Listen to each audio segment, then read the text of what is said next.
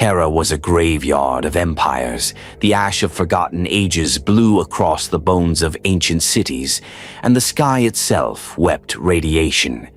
Kingdoms of iron, warlords born of silicon cults, tribes wielding nuclear myths, all fought, all burned, and all forgot why. For millennia, one figure had walked among them in silence. He went by no title, he wore no crown. But wherever civilization cracked, wherever a tyrant whispered lies from a throne of rust, he was there, watching, learning, calculating. But now the watching was over. The time for silent stewardship had passed. The veil would be lifted. He did not rise from the sky. He did not descend on wings or bolts of fire. He stepped into the light as a man, tall, flawless, commanding. His voice carried no magic, only certainty. His eyes held no promise of paradise, only a future that must be seized. He offered nothing but truth, and it terrified them. This was no self-made warlord, no petty tyrant with a relic gun and a blood-soaked banner. This was something the world had forgotten, a sovereign born not of blood, but of purpose. When he first revealed himself, it was not with speeches, it was with action. A rogue technocrat ruling the Argaman zone had weaponized an ancient orbital strike platform. It had lain dormant for thousands of years, thought unsalvageable. The tyrant, using a hybrid of warp-suggested algorithms and stolen code fragments, had reawakened it and was preparing to demand planetary submission. The Emperor struck before the demand could even be voiced. His agents seized the command nexus, not with overwhelming force, but with surgical precision. In less than an hour, the facility's AI core was isolated, its subroutines repurposed. The platform fired only once, not at a city, but at the tyrant's own citadel. A cleansing beam from the upper atmosphere turned his fortress into vitrified dust, and then the message was sent. Across open bands, unscrambled and clear, the age of collapse is over. The unification of Terra begins now. There will be no gods. There will be no kings. There will only be mankind, indivisible. The world did not cheer. It held its breath. Across Terra, powerful factions paused their wars and listened. Some thought it a bluff, others a madman with stolen technology. But those closest, those in the border zones, the contested lands, the ruins between broken empires, they saw something else. In the weeks that followed, black-armored envoys began to appear. Not soldiers, not diplomats, messengers, calm, precise, and impossible to intimidate. Each bore a seal, a two-headed eagle, unfamiliar to most, but somehow ancient. It did not belong to any known faction. It was not from the old world. It was something new. The envoys brought maps, not of territory, but of what Terra could become. Standardized infrastructure, reintegration of climate regulators, controlled education systems, neutralization of rogue psychers, abolishment of deity cults, and at the center of it all, a singular authority, one vision, one law. Some laughed, others listened. But the warlords did more than scoff. They plotted. Within months of the message, the Ursh sent assassins. The Indonesic bloc, still clinging to fractured weather control satellites, initiated EMP storms across key highlands. The American gene clans activated dormant plague programs in the ruins of High Brazil. It was not war. It was a global immune response to something too clean, too precise to be real. And the Emperor absorbed it all. His agents had been embedded across Terra for decades, some for centuries. He did not react. He anticipated. Each attempt to suppress his emergence only served to expose weaknesses. By attacking him, they illuminated their own decay. Then came the second signal. This time, he did not speak alone. The transmission opened with footage, glimpses of laboratories, silent and sterile. Rows of massive humanoid figures being assembled, armor-clad giants, thunder warriors, and then his voice again. You have seen the end. Now witness the beginning. Unity will be imposed. The past is ash. The future marches. That same week, a fortress state in Pan-Pacifica simply disappeared. Not defeated, not overrun, erased. Satellite ruins showed nothing but slag and echoing silence. The techno-barbarian world began to shudder. They didn't understand what they were facing. They had survived for so long by being the apex predator of their zones. The one with the biggest guns, the strongest mutants, the best-kept relics. But this new force, this man who did not call himself Emperor, but simply Commander of Unity, operated outside the game entirely. He had no borders. He didn't need them. The first territories to fall did so without resistance. They had already collapsed internally. Infrastructure was absorbed. Populations were inoculated against warp influence. Local rulers vanished quietly. Others resisted and paid dearly. But this wasn't total war. Not yet. This was the declaration phase. The Emperor had made his presence known. He had tested the surface. He had spoken through fire and silence both. And for those who still believed this man could be negotiated with, who believed him to be another warlord playing a longer game, one final message followed. No encryption, no demand, just 2 words. I'm here. The Emperor had entered the board, not as a myth, not as a legend, but as fact. The era of half-ruined nations and techno-tribal cults was ending. The age of isolation was over. And every power on Terra, from the shamans of the Andes vaults to the forge lords of Nordafric, felt the pressure shift. This was not a man seeking control. This was a force of correction. The veil that had shielded him for uncounted lifetimes, the veil of anonymity, of obscurity, of patience, had been pulled back. The Emperor had stepped into the light, and nothing on Terra would ever be hidden again. Before the first Thunder Warrior stepped onto a battlefield, before the Emperor's words rang across ancient commnets, Terra was already dying. Not in silence, not in flames, but in madness. The age of strife had left the cradle of humanity shattered into fragments, each clinging to survival, with fists made of ritual and desperation. The storms that once ravaged the warp had not merely isolated Terra from the stars, they had severed it from itself. No global culture remained, no unified language, no common cause, not even a shared memory of what humanity had once been. In its place, warlords, mutants, techno-clans, data cults, and the bitter echo of old sins. The surface of the planet bore its suffering like scar tissue. Megacities of the Golden Age stood gutted and empty, home to feral scavengers who worshipped the flicker of power cells like totems. Towering cathedrals built to house forgotten AI constructs now served as temples to unnameable warp entities. In the dark places, beneath ruins, inside vaults, among the irradiated wastes, humanity twisted into new, cruel shapes. Let us walk Terra as it was. In the north, High Brazil, once the intellectual capital of Earth, had become a shattered continent of ash plains and dust storms. Its libraries were burned, but the memory of its knowledge remained as myth. Scholars turned zealots recited fragmentary equations like scripture. The tech barons of its southern fringe hunted data ghosts inside failing cogitator cores, claiming they were the souls of machine gods. To the east, the Pan-Pacific Empire stood as one of the largest and most feared domains.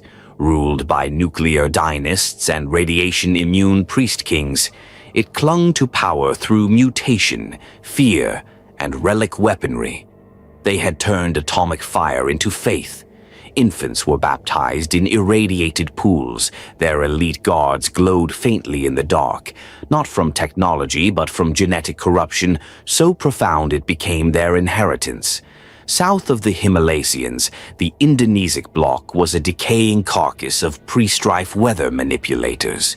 The skies above its territories were unstable, permanently discolored by the remains of failed atmospheric regulation systems. Entire populations existed in domed cities, not to escape the outside elements, but to avoid their own dying gods, AIs once tasked with terraforming, now insane, whispering fragmented orders to loyal cultists through rain-stained speakers. The American wastes, once vast centers of industry and innovation, had devolved into biowarfare fiefdoms. The warlords there were no longer truly human. Their flesh had been sculpted through generations of careless gene forging, eyes that could see heat, arms replaced by bone scaffolding and tissue-grown weapons. They referred to themselves as the Designed. They ruled over slave castes who could not speak, only serve. In the ruins of Afric, semi-functional war machines from the dark age of technology wandered free. Some were worshipped, others feared, all misunderstood. A data warlock order known as the Techno-Sovereigns claimed dominion there, enforcing order with machines they did not understand and couldn't repair, devices that often chose when and where they would function. And then, beyond the politics and factions, there were the rogue psychers. Terra had become a magnet for uncontrolled psychic evolution. Without proper detection, training, or guidance, children born with warp-sensitive minds often tore reality around them. In rural regions, this was called sky crying, when an infant screamed and the wind around them began to bleed. Entire villages were consumed by uncontrolled warp rifts, erased not by armies but by ideas turned real. What did Terra look like? Picture a patchwork of clashing time periods, nightly orders riding cyber beasts across radioactive plains, scavenger families wrapped in plastic shrouds, living in cathedrals made from crashed void ships, cities ruled by warlords who knew just enough to keep power running, but not enough to understand what it was powering. And in every crevice, every cult, a whisper that grew louder each decade. The gods are awake. Because Chaos had noticed, across Terra, warp cults began to emerge, slowly at first, in the dark places, offerings made in exchange for survival, symbols drawn in blood, rituals mimicking ancient forgotten ones that still somehow held meaning. These cults weren't coordinated, but their patterns were consistent. It was as though something was reaching inward, offering power in exchange for identity. The Emperor saw it all, not just the physical fragmentation, but the conceptual collapse. People no longer remembered what human meant. Some called themselves the Sky Sworn, others the Gene Song. Others still believed they were the last true inheritors of Earth's original bloodlines, tracing their ancestry through falsified DNA scripts and fragmented cogitator records. There were even enclaves that had entirely abandoned language, communicating through smell, tone, or radiation pulses. Evolutionary forks brought about by generations of warp exposure, artificial selection, or pure environmental horror. The world had not simply broken. It had forgotten itself. And through all this, one force still pulsed beneath the chaos: war. Every culture, every tribe, every clan was at war. Not for conquest, those dreams were long gone, but for resources, for survival, for memory. The wars weren't strategic. They weren't even always visible. Some took place entirely underground. Others happened through hacking and bioterror, leaving populations dead without ever seeing their enemies. Some were fought with swords and flamethrowers, others with language viruses and sonic resonance weapons. A child born on Terra in this age had a life expectancy of less than 15 years. They would never see the stars. They would never know the galaxy was once theirs. All they knew was struggle, superstition, and silence. It is important to understand this. The Emperor did not unite a peaceful people. He did not rise to lead a world seeking leadership. He dragged a dying species from its own grave. He looked at the madness of Terra and saw not failure, but potential. Each warring clan was a data point, each lost language a symptom, each warlord a challenge, but also a lesson. Because he knew, if he could tame this, if he could unify a world that had become a living monument to entropy, then he could unify anything, and perhaps, one day, prevent humanity from falling again. The War for Terra was not just fought with Thunder warriors, it began long before that, with information, infiltration, and the slow, relentless study of every broken piece of the world. Because to fix something this broken, you must know every crack. The Emperor did. And when the first strikes came, they would land not on the strongest nations, but on the ones whose hearts had already rotted. Before thunder rolled over Terra's surface, before the great battles that would be etched into the data vaults of Imperial history, there were the first movements, unseen, silent, deliberate.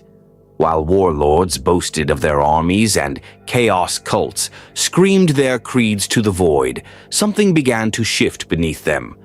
Quietly, methodically.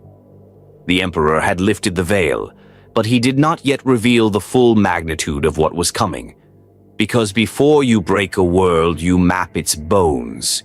The first movements were not battles. They were precisions, calculated infiltrations, surgical disruptions, whispers in the right ears, blades in the right throats. Across Terra's fragmented landscape, agents moved like shadows. They bore no flags, no symbols, only purpose. They were known by no official name at the time, though in retrospect, Imperial scholars would call them the pre-unification operatives. Each was hand-selected, cultivated across decades, even centuries.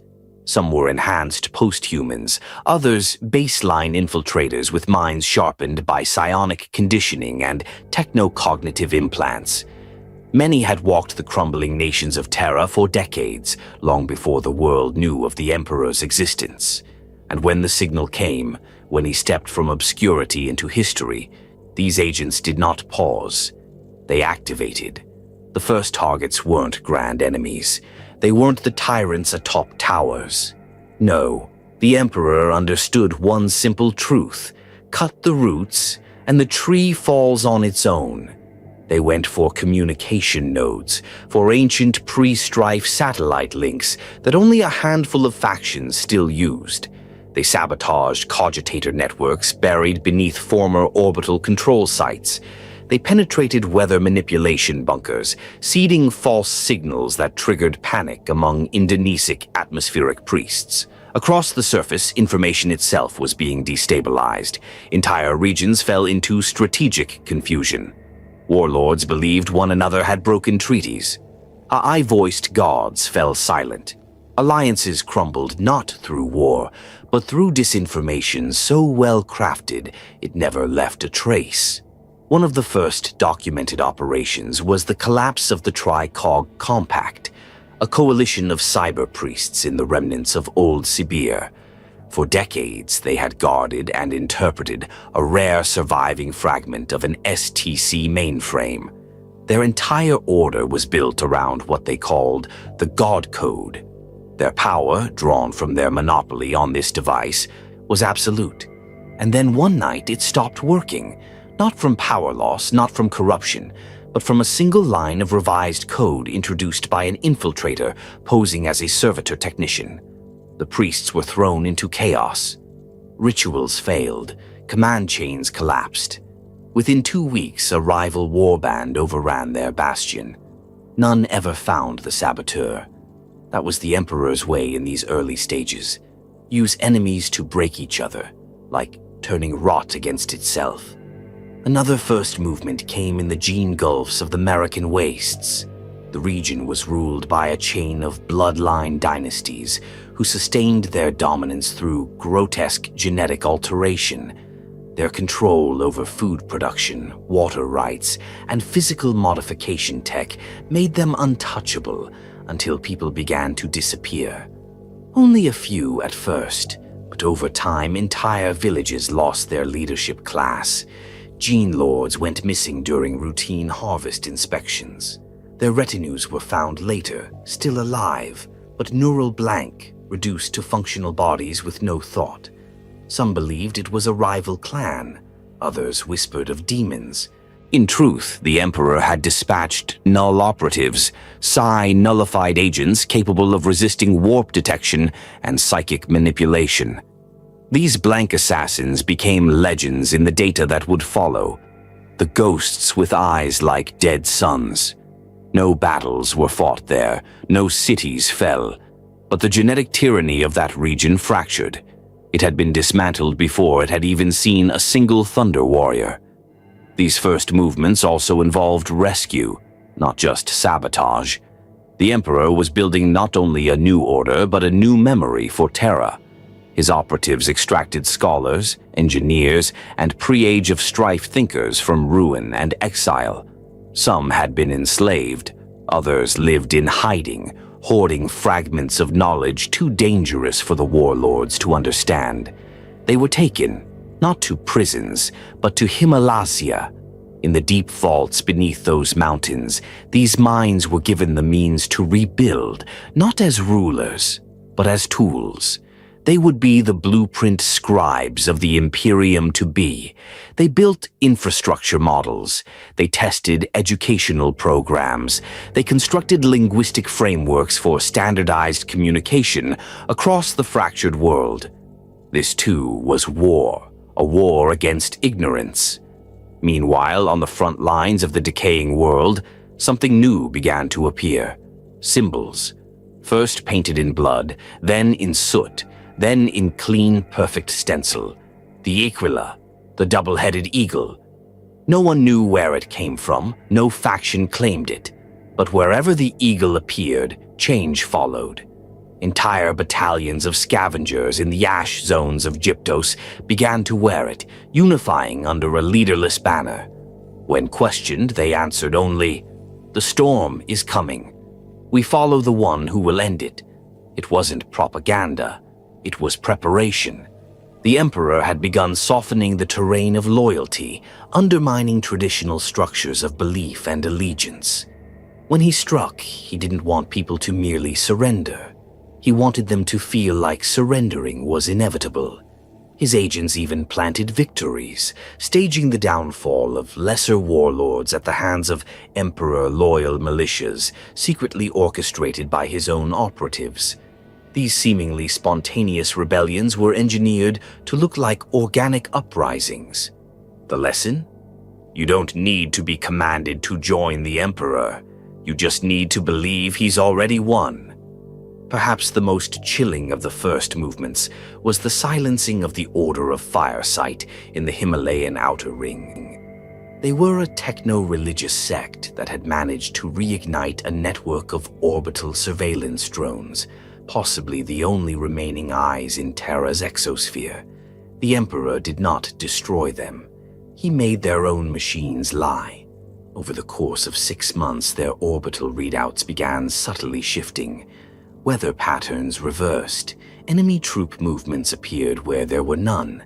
Strategic information turned to poison. By the time the Order realized they'd been manipulated, their enemies had encircled them, using false data from their own eyes.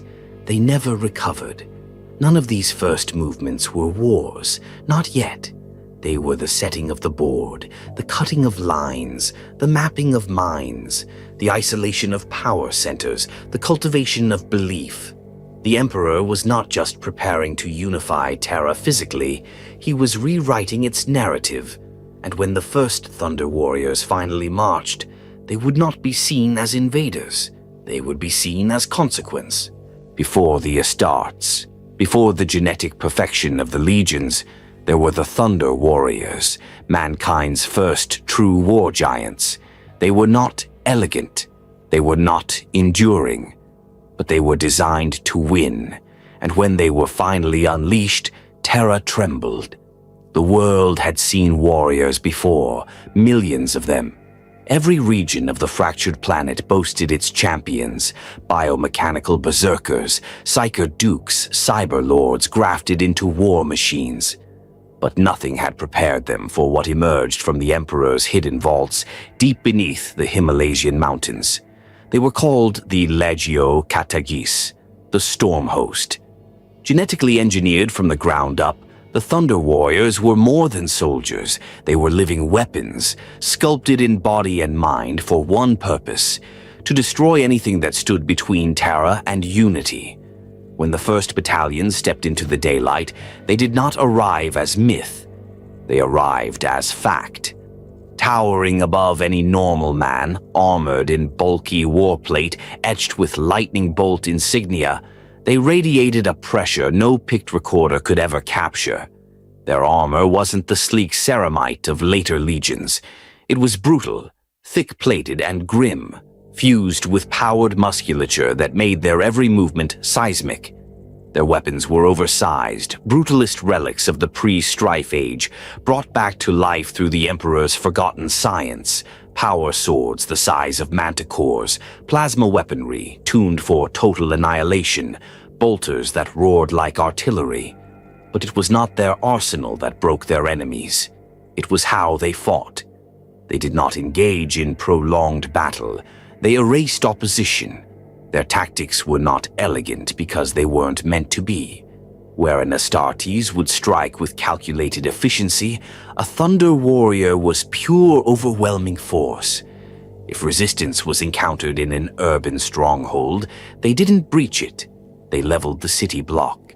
If a bunker resisted orbital bombardment, they dug it out by hand, often bringing down the mountain with it. There was no negotiation. There was no mercy, because they were not trained to care.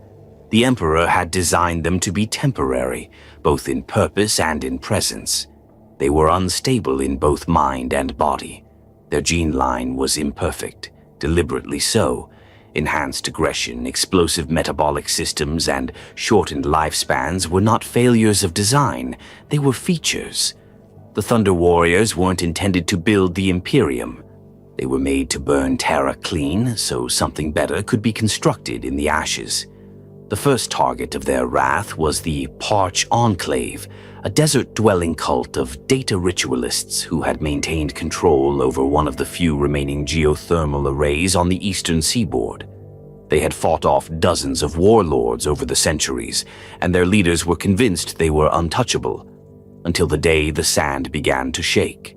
The Thunder Warriors didn't issue warnings. They emerged from the dunes in a staggered phalanx, power armor hissing with vapor and heat as they marched forward. Mortar rounds and directed plasma fire did little to slow them. They advanced, absorbing punishment like a force of nature, returning fire with punishing bursts of bolter shells that turned bone to vapor. Within 4 hours, the Enclave was gone, not conquered, erased. Word spread like wildfire. In the beginning, other warlords didn't believe the reports. They thought them exaggerated, a new propaganda stunt or a psyop strategy. Until they saw the footage, until they met the survivors, those few who had managed to flee, their minds broken not by pain, but by the reality of what they had witnessed. The second campaign was launched against the Nord-Afric Mechanists, a splinter faction that had preserved a pre-Age of Strife battle automaton assembly line. They believed machines, not men, would determine the fate of the world. Their techno-legions were vast, coordinated by half-living Magos priests wired directly into ancient servers. The Thunder Warriors did not adapt to face this mechanical threat. They didn't need to. They walked through it. The mechanists watched in horror as their war machines were torn apart by melee units wielding energized shock axes, built to shear through tank plating. Thunder Warriors marched through nanite clouds, over fire-wrapped terrain, through directed energy fields. Nothing slowed them. Because they had not been trained to survive, they had been trained to win or die doing so. One by one, the strongholds of Nordafric fell. The Emperor himself did not appear. He didn't have to. His Thunder Warriors spoke for him, in fire, blood, and silence. It is easy now, millennia later, to think of these soldiers as relics, primitive cousins to the more refined Adeptus Astartes.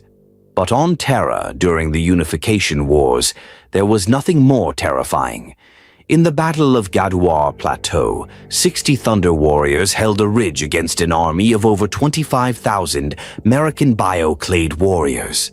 Not for minutes, not for hours, but for 3 days, without retreat, without reinforcement. When the enemy tried to flank, they found the Thunder Warriors had already collapsed the surrounding canyon walls, turning the geography into a grave. By the end of the 3rd day, only 14 Thunder Warriors remained standing, but every one of their enemies lay in ruin. Not all engagements were that brutal. Some ended before they began. In the city of Gold Blades, the ruling caste surrendered upon merely seeing them approach. The Thunder Warriors didn't raise a weapon. They simply walked through the gates, unchallenged, as entire battalions laid down their arms. The message had been received: resist, and there will be no ruins left to bury. But the Thunder Warriors were not just a hammer. They were also a test. The Emperor was watching, not just how they fought, but how the world responded, how fear moved through societies, how surrender took root, how resistance adapted. He used the Thunder Warriors to gauge what Terra had become, and more importantly, what it would take to change it. He also knew what others did not. The Thunder Warriors would not last. They were breaking even as they conquered. Many were plagued by genetic instability. Their bodies aged too rapidly. Some experienced uncontrollable rage or cellular disintegration. Others began to question orders, not out of treason but confusion, as their minds fragmented under the strain of constant battle. Still, the Emperor drove them onward. He used them to shatter the unshatterable. He used them to erase the world's old powers in fire and fear. And once they had served their function, once their final campaigns were fought, they would be forgotten. But not yet. Not while the skies still burned. Not while Terra still bled. Not while the Emperor still needed monsters to kill monsters. The Thunder Warriors had been unleashed, and the world would never recover from what they left behind. There are enemies you fight, and then there are enemies you must cleanse, because the world cannot endure another day under their shadow. The Pan-Pacific Empire was one such force. When the Emperor first looked upon its borders, stretching from the scorched coastlines of old Indo-Terra to the depths of the radioactive Pacific Basin, he did not see a nation. He saw a disease, one too old, too deep-rooted, and too mutated to cure. This was no tribal patchwork or petty warlord domain. The Pan-Pacific Empire had endured for centuries as a brutal, post-apocalyptic superpower, born from the skeleton of lost technological glory and fed on the blood of its own people. It was a state of extremes, hyper-industrialized yet feudal, technologically advanced yet spiritually enslaved, stable on the surface but rotting at its core. Its rulers were the Scion Patriarchs, a caste of irradiated nobility who had fused their gene line with radioactive resilience, longevity serums, and psychic nullity. Some had reigned for over 200 years without aging. Others had replaced their bodies entirely with cybernetic scaffolding wrapped in ceremonial flesh. They were not men anymore, but symbols of permanence, living gods in iron temples. Their banner was simple, a sunburst over an atomized skull. The message was clear: life is fuel, obedience is order, and Terra had obeyed. For too long. Within their domain, entire generations were born into servitude without identity. People were not citizens. They were assets, cataloged and tracked from birth by neurobarcode implants. Families were assigned according to productivity forecasts. Rebellion wasn't crushed, it was predicted and harvested, with insurrectionist cells redirected towards state-controlled sacrifice zones as psychological deterrents. They had weaponized sociology. The state religion was a doctrine of entropy worship, centered around the belief that Terra's degradation was not a tragedy, but a natural divine order. The slow collapse of biospheres, the spreading radiation zones, the creeping infertility, it was all part of a sacred descent into post-humanity. Their capital, Tetsukotan, was a monument to this philosophy. Built inside the superstructure of a pre-fall arcology complex, the city pulsed with geothermal reactors and filtered its air through bones of ancient trees. The population moved through it like drones, wired into behavior modulation networks controlled by the scions. Thought was a privilege, dissent was a chemical imbalance, and in the depths of this empire's vaults, they had discovered something else, a cache of warp-tainted archaeotech, likely uncovered from an orbital crash site near the ancient Pacific Ring. These devices, half machine, half psychic interface, did not obey the normal laws of reality. They could see thoughts, rewrite pain, unravel time in brief, local bursts. The scions had begun using them on political prisoners. They called it the Fracture Protocol. By the time the Emperor turned his eye fully upon the Pan-Pacific Empire, it had already become something worse than human. So he acted. Not with messages, not with warnings, not with negotiation. He sent the Thunder Warriors. The first strike came during the Night of the Dying Shore, when a Thunder Warrior company dropped from high-altitude transports into the mega-slum of Beshtan, a port fortress city infamous for its loyalty to the Scions. The defenders had never seen Astartes, let alone their cruder, more savage predecessors. They expected a raid. They received annihilation. Thunder Warriors fought without fear, without retreat, and without prisoners. They tore through genetic militia ranks, crashing through ferrocrete barricades like walking battering rams. Entire levels of the Hive City were collapsed by seismic charges, while plasma mortars reduced armories to molten slag. In less than 8 hours, Beshtan was gone. Not captured, deleted. The message was received. But the Scions did not surrender. They retaliated. They activated one of the warp keys retrieved from their vaults and opened a tear, not a full rift, but a localized warp breach on the northern coast of their empire. From it came things, twisting shapes of bleeding light and noise, sentient geometric anomalies, whispers that turned flesh inside out. What the Scions didn't know, what they couldn't know, was that the Emperor had anticipated this. For years, he had monitored their psychic disturbances through clandestine probes seeded across the equatorial band. He had already prepared a countermeasure. Into the warp zone marched the Null Host. These were experimental combat blanks, humans with no presence in the warp, immune to psychic detection, and lethal to demonic entities simply by proximity. Backed by Thunder Warriors, the Null Host walked into a dimensional horror and silenced it. The rift collapsed. The Pan-Pacific Empire had gambled on the warp. They lost. The final campaign, the sundering of Tetsukotan, was not a siege. It was a surgical strike on a continental scale. Thunder Warrior columns advanced from 3 vectors, eliminating resistance before it could form ranks. Their attacks were synchronized with orbital kinetic strikes launched from pre-fall satellite platforms that the Emperor had brought back online. The Scions, in their hubris, retreated into their inner sanctum, a bunker labyrinth buried beneath the arcology's lowest sublevels. They believed it impenetrable. It wasn't. The Thunder Warriors broke through, floor by floor, tearing apart defense grids, auto turrets, and psychotropic fog systems designed to confuse and pacify attackers. The final battle took place in the Heart Chamber, a throne room laboratory where the remaining Scion patriarchs had linked their minds into a single consciousness through their warp artifacts. They called it the Eternal Mind. The Thunder Warriors called it a target. It took 17 minutes. When they emerged, only one scion remained, half-human, crawling, blinded by light. A thunder warrior stood over him and uttered the only words recorded from that battle. "The world you ruled is no longer yours." Then he ended him. And with that, the Pan-Pacific Empire, centuries-old titan of blood and machine, was finished.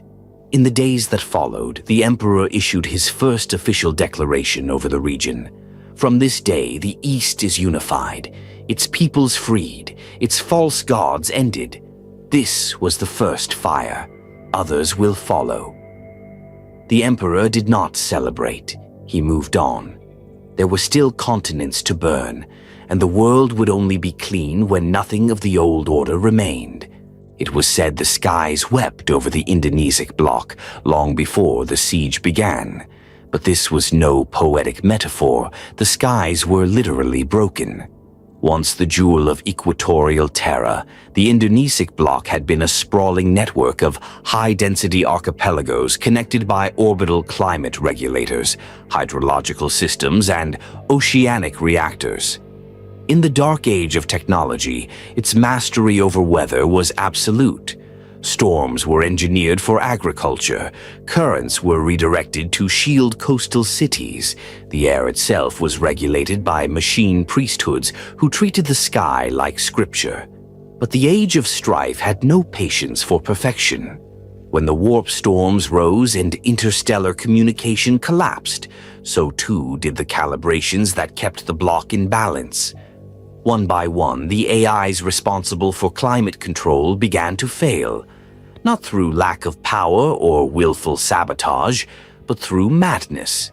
Deprived of the planetary and orbital data feeds that kept them stable, their predictive algorithms turned in on themselves. Some looped endlessly through failed simulations. Others began rewriting their own code in recursive attempts to repair their thinking. Within a century, the weather became a weapon. Hurricane corridors, once carefully managed, became seasonal meat grinders. Flash floods struck without pattern. Monsoon cycles reversed unpredictably, and entire island states vanished beneath the rising seas. The remaining climate priests, descendants of the old engineer caste, responded not with logic, but with ritual. They built temples atop wind farms. They offered blood sacrifices to Atmos monitor demons they believed lived inside the sensors. And when storms approached, they did not evacuate. They prayed. By the time the Emperor's forces turned southward, the Indonesic bloc had become a monsoon-racked graveyard, held together by superstition and steel. But despite its spiritual decay, the bloc was not weak. Beneath its flooded surface, it still retained deep-ocean reactor cities, tide-armored manufactories, and, most dangerously, stratospheric weather control towers. These ancient installations, while degraded and only partially understood, gave the bloc something no other region had: command over the sky. This would not be a simple siege. The Emperor's scouts were the first to die. Small infiltration teams sent to establish footholds on coastal platforms simply disappeared. Some were torn apart by high-atmosphere pressure shifts. Others were caught in lightning storms that moved in unnatural grid-like formations.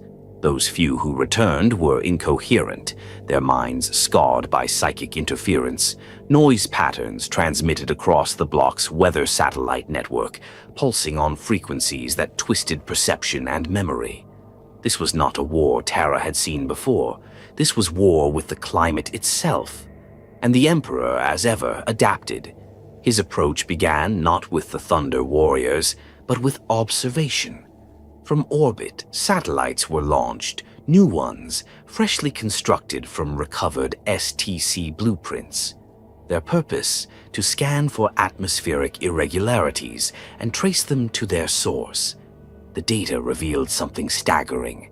At the heart of the bloc's storm network was a still-functioning orbital regulator, a relic from the age of technology known as Skyplate Theta 9. It was massive, miles wide, orbiting in decayed silence but still responding to ground-based commands.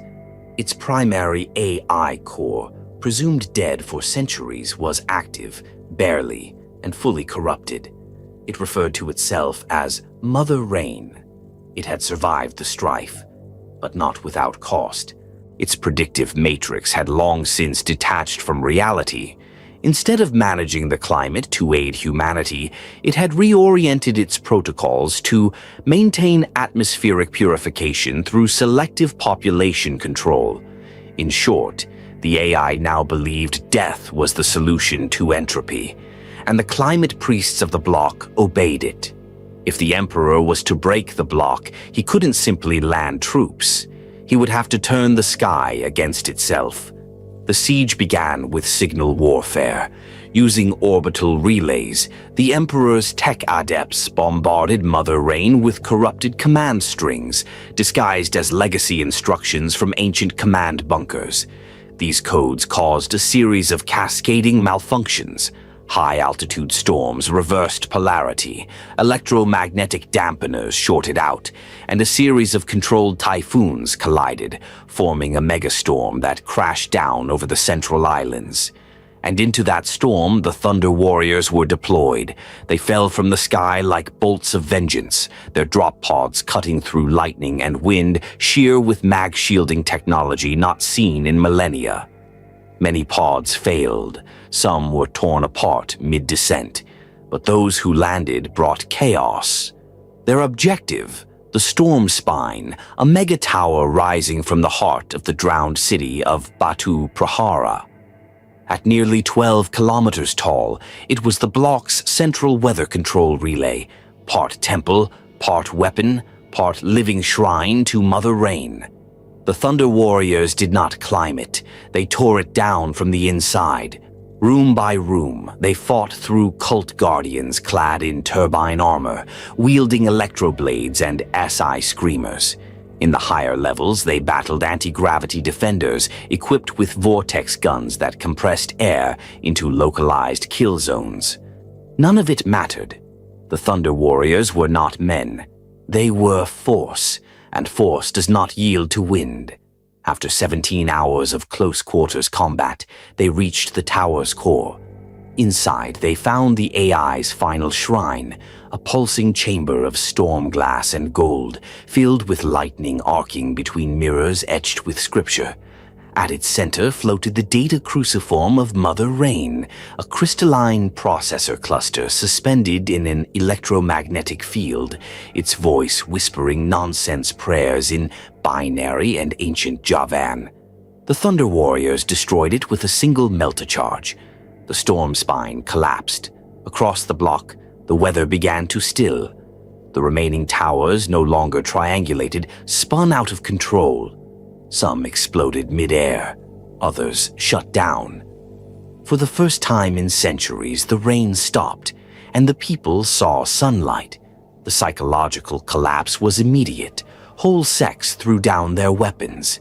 Temple acolytes wept and called the Thunder Warriors angels, not because they had liberated them, but because they thought the storm gods were dead.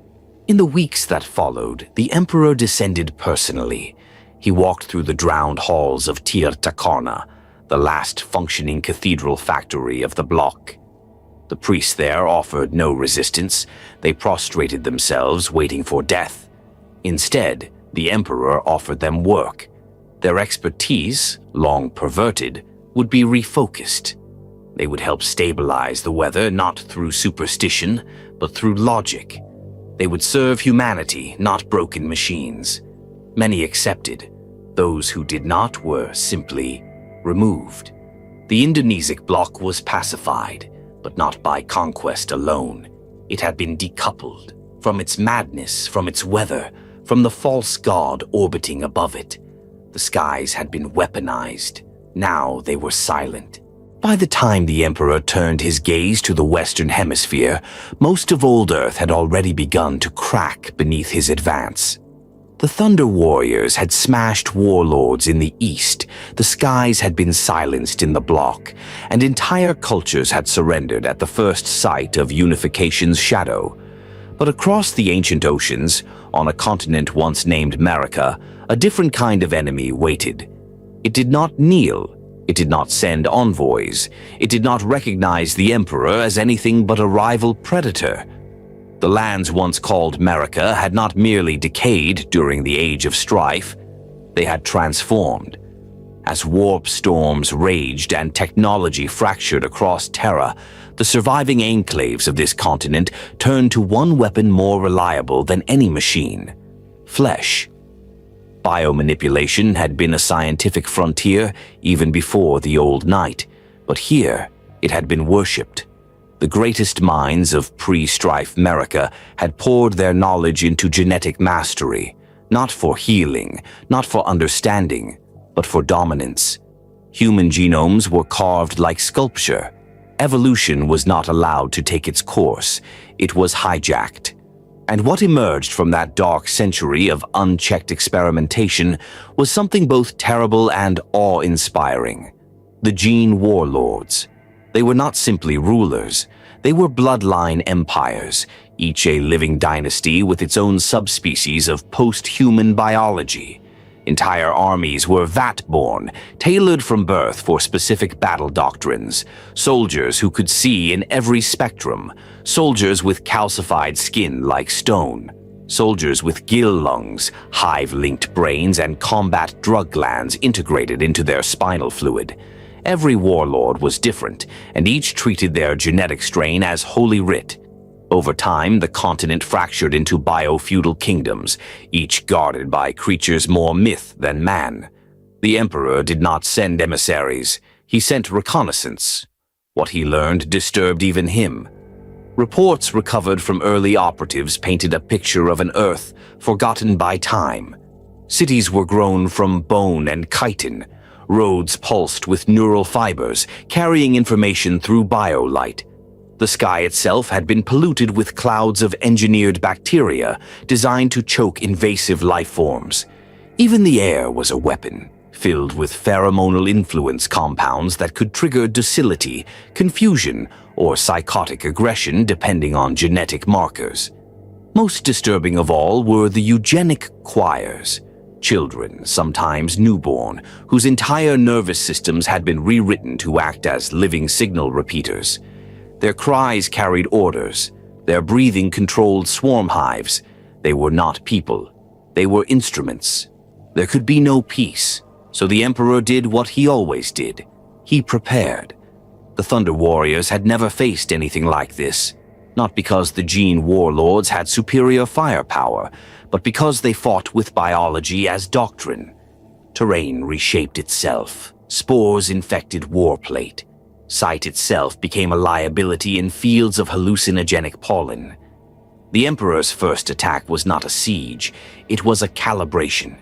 He selected a mid-level warlord named Tavris Kin, a ruler of the Crater Basin clans known for his blackborn warriors, jet-skinned soldiers with quadruple lung systems and blood that could clot on contact with plasma.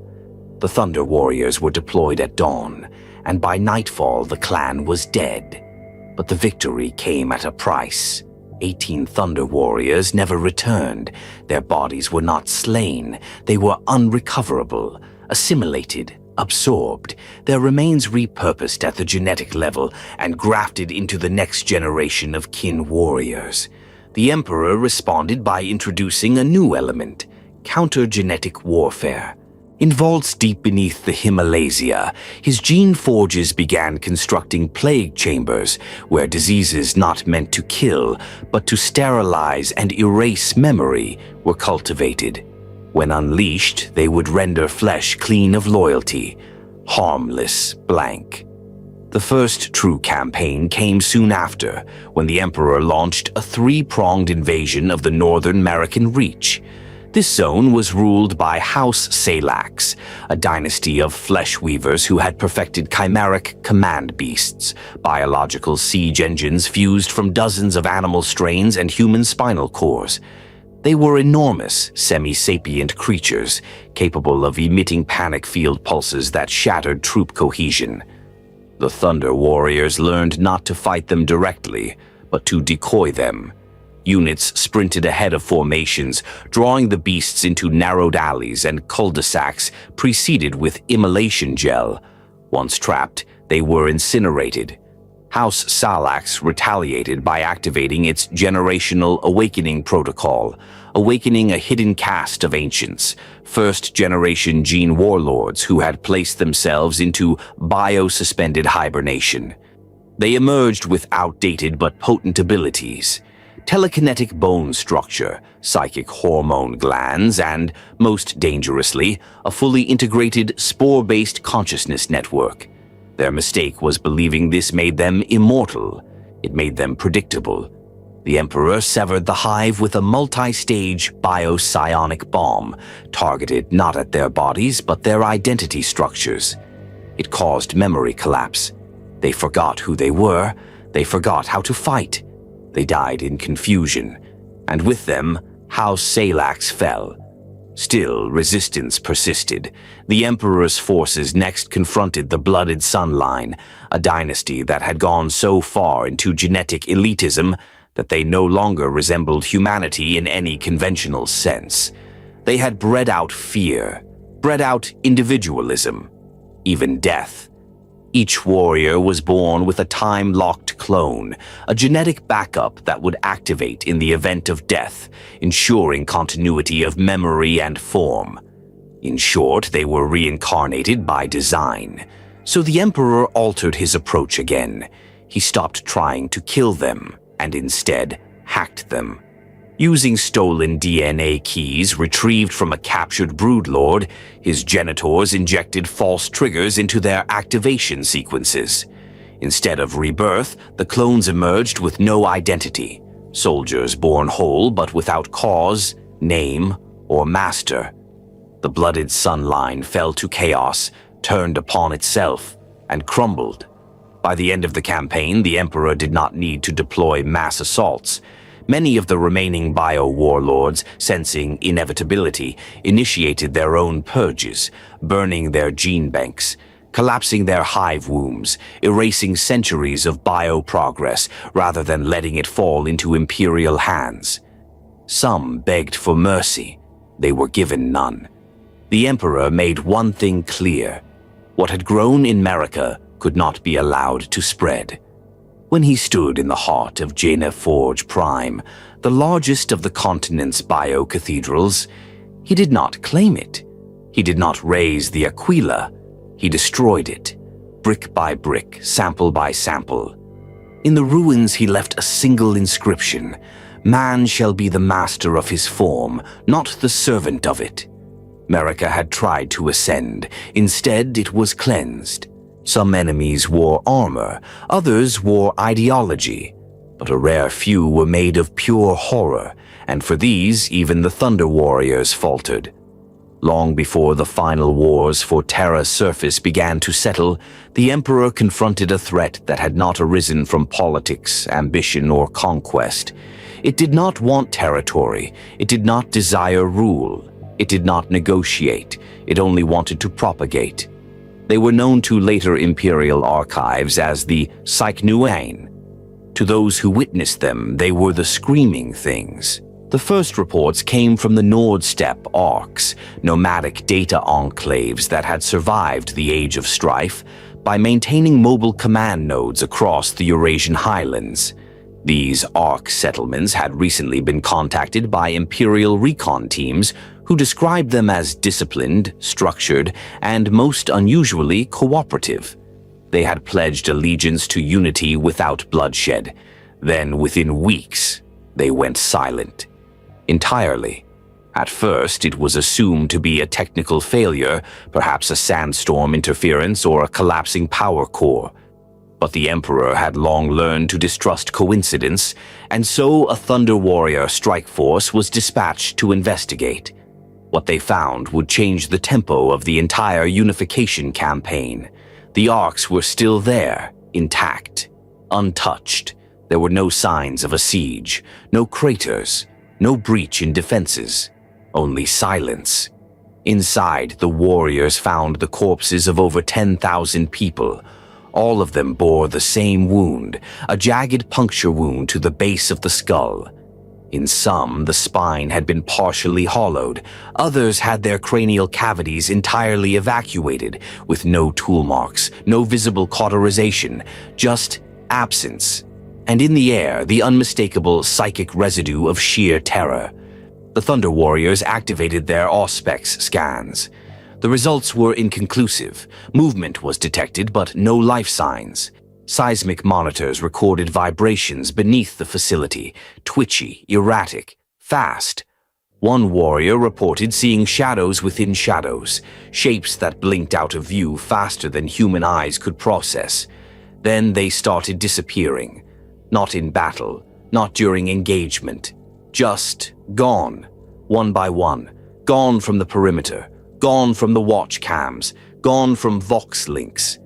The strike force, hardened by years of warfare, began to panic. Only 3 made it back to command, and their minds were fractured. One had gouged out his own eyes before he even boarded the evac vessel.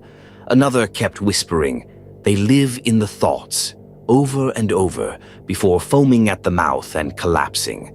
The last simply bled from every orifice without a wound to show. The Emperor acted immediately. Through ancient psycho-archaeological records, his genitors identified the likely culprit, Xenos, but not the kind that arrived in ships, the kind that had always been here, hidden beneath Terra's surface, or perhaps even dormant within her psychic membrane. The Psychnuian were not invaders. They were parasites, and they had begun to awaken. They were insectoid, but that word fails to convey the full horror. They did not move like insects. They didn't move like anything. Their bodies flickered in and out of visible space, as if reality only sometimes remembered they existed. Their wings were psychically attuned, disrupting thought coherence when they vibrated. Merely hearing their presence could induce seizures in unshielded humans, but worst of all was their method of reproduction. They did not simply kill, they implanted. Using ovipositor tendrils, they deposited psychic larvae into the nervous systems of sentient beings. These larvae did not grow physically, but mentally, feeding on memory, identity, and thought. Victims of implantation began to stutter in speech, forget names, grow cold. Then they became aggressive, then mute, then finally collapsed as the Psychnuian hatched from their skulls, fully formed, carrying fragments of their host's personality, used to lure others. This was not warfare, this was extermination through thought infection. The Emperor convened a rare emergency conclave of his inner scientific and psychic advisors. Even at this early stage of his rise, he had cultivated powerful minds, some who would later become the first magos of the Mechanicum, others who would vanish from record entirely. Their conclusion: the threat could not be contained. It had to be excised, and so began the Deep Fire Protocol. Entire regions of the Nord Steppe were designated as psychic quarantine zones. No one was allowed in or out. Anyone who had made contact with infected zones was executed. The Emperor deployed his earliest telepath nullification units, blank-souled operatives capable of walking through the haze of psychic disruption unscathed. They were not meant to fight. They were meant to guide the fire. Thermal fusion warheads were deployed across hundreds of subterranean vector zones. The strikes weren't aimed at enemy bases, but at cavern systems, ancient sinkholes, and resonant faults, places where the Psychnuian were believed to spawn or hide. The sky over the Nord Steppe burned red for weeks, but still, they came. Not in armies, not in hordes, but in echoes, in the dreams of field officers, in flickering images on screenless monitors, in the static between Vox transmissions. The Psychnuian had tasted Terra's psychic lattice again, and they would not let go. The Emperor had to escalate. He deployed one of the most terrifying weapons in his arsenal, the Athenaeum Silence. It was not a weapon of steel or fire. It was a psychic null bomb, a device built using principles that even the Mechanicum would later declare heretical. When activated, it released a pulse that temporarily silenced a region of the warp surrounding a several hundred-kilometer radius. Psychers fell unconscious. Demonic echoes were disrupted. But more importantly, Psych-Noan signals were scrambled. They became vulnerable. And in that window, the Thunder Warriors returned. This time, they did not fight blindly. They wore SI-dampening helms, carried sonic disruptors tuned to the creature's vibration frequencies, and were backed by flame units powerful enough to melt bedrock. They entered the ruins of the final Ark nests and destroyed everything. The Psych-Noan were not exterminated, not entirely. The Emperor knew that. They were too deeply embedded, too ancient. But he had done enough. He had sent a message, not to the enemy, but to the warp itself. You do not feed here. The crisis ended, but the scars remained. Entire regions of Terra were marked permanently off limits. Psychic echoes of the conflict could still be felt there for decades. And though the Emperor moved on, returning to the great campaigns of unification, he never forgot the lesson. Not all threats are human. Not all enemies make demands, and not all victories leave survivors. Long before the Emperor set foot in the highlands of Ursh, the name itself inspired dread. Ursh was not merely a territory, it was a creed, a force that dominated the western Eurasian wastes like a black sun. Carved from the remnants of ancient technocracies and buried religions, it had become one of the most powerful, most feared regimes of Terra during the Age of Strife. Where other nations fractured, Ursh endured. Where others stagnated, it evolved, through ritual, through sacrifice, and through war.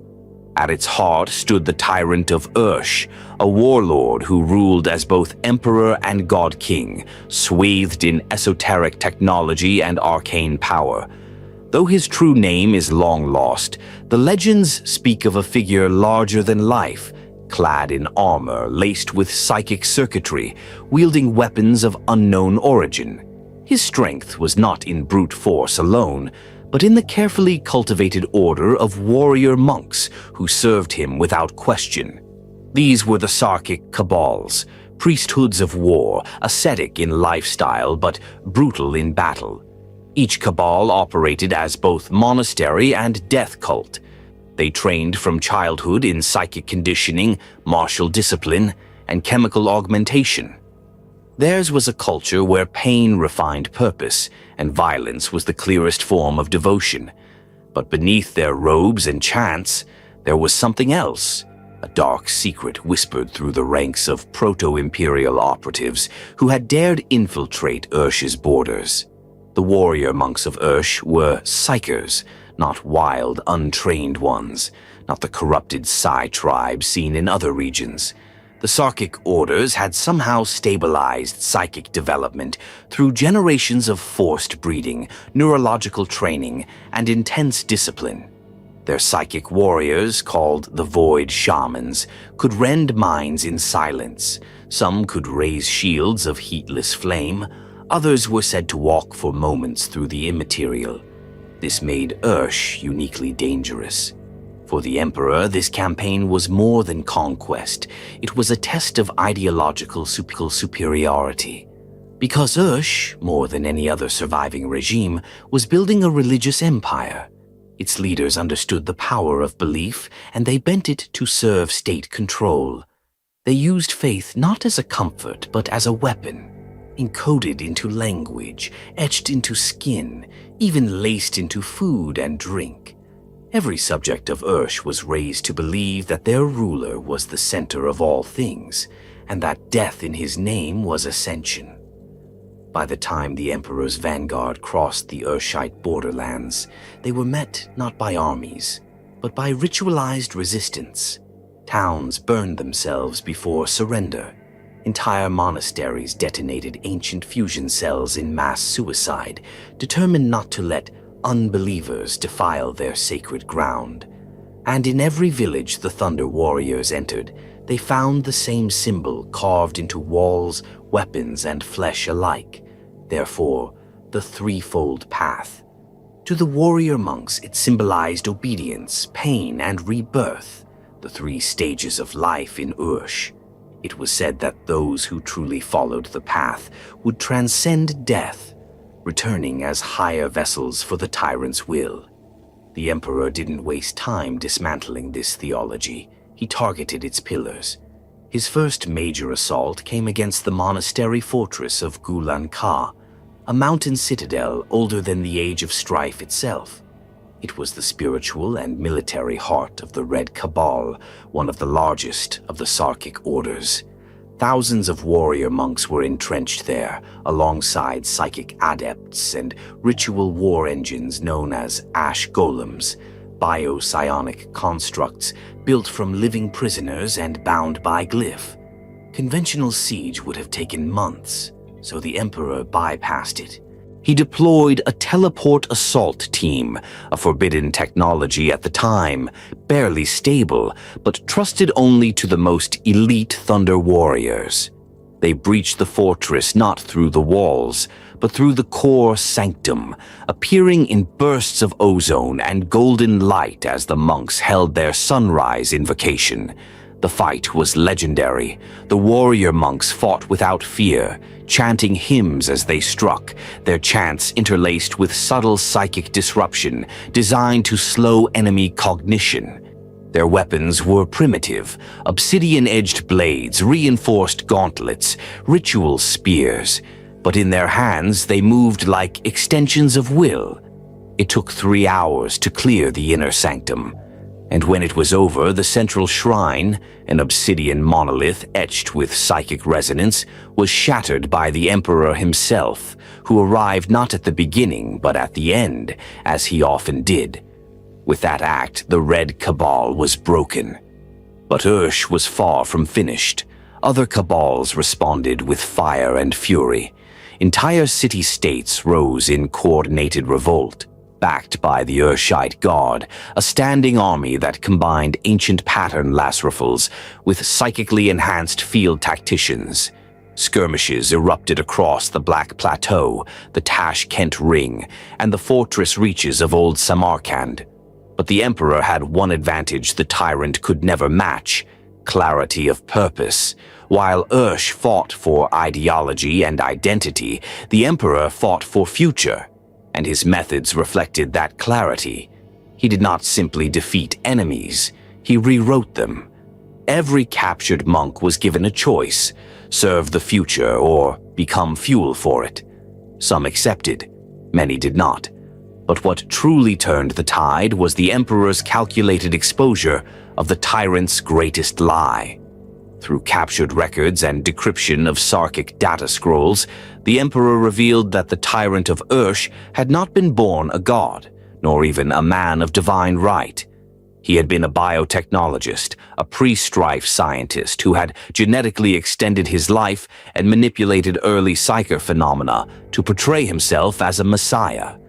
His immortality was artificial, his miracles were engineered. His entire reign was fraud wrapped in ritual. When these truths were broadcast across the Urshite data chant networks, encoded in forms the monks would understand, using their own language, something shattered inside the empire. The belief cracked. The monks began to doubt, and doubt in Ursh was heresy. Civil war erupted within the remaining cabals. Some tried to purge the non-believers. Others declared the tyrant's rule invalid.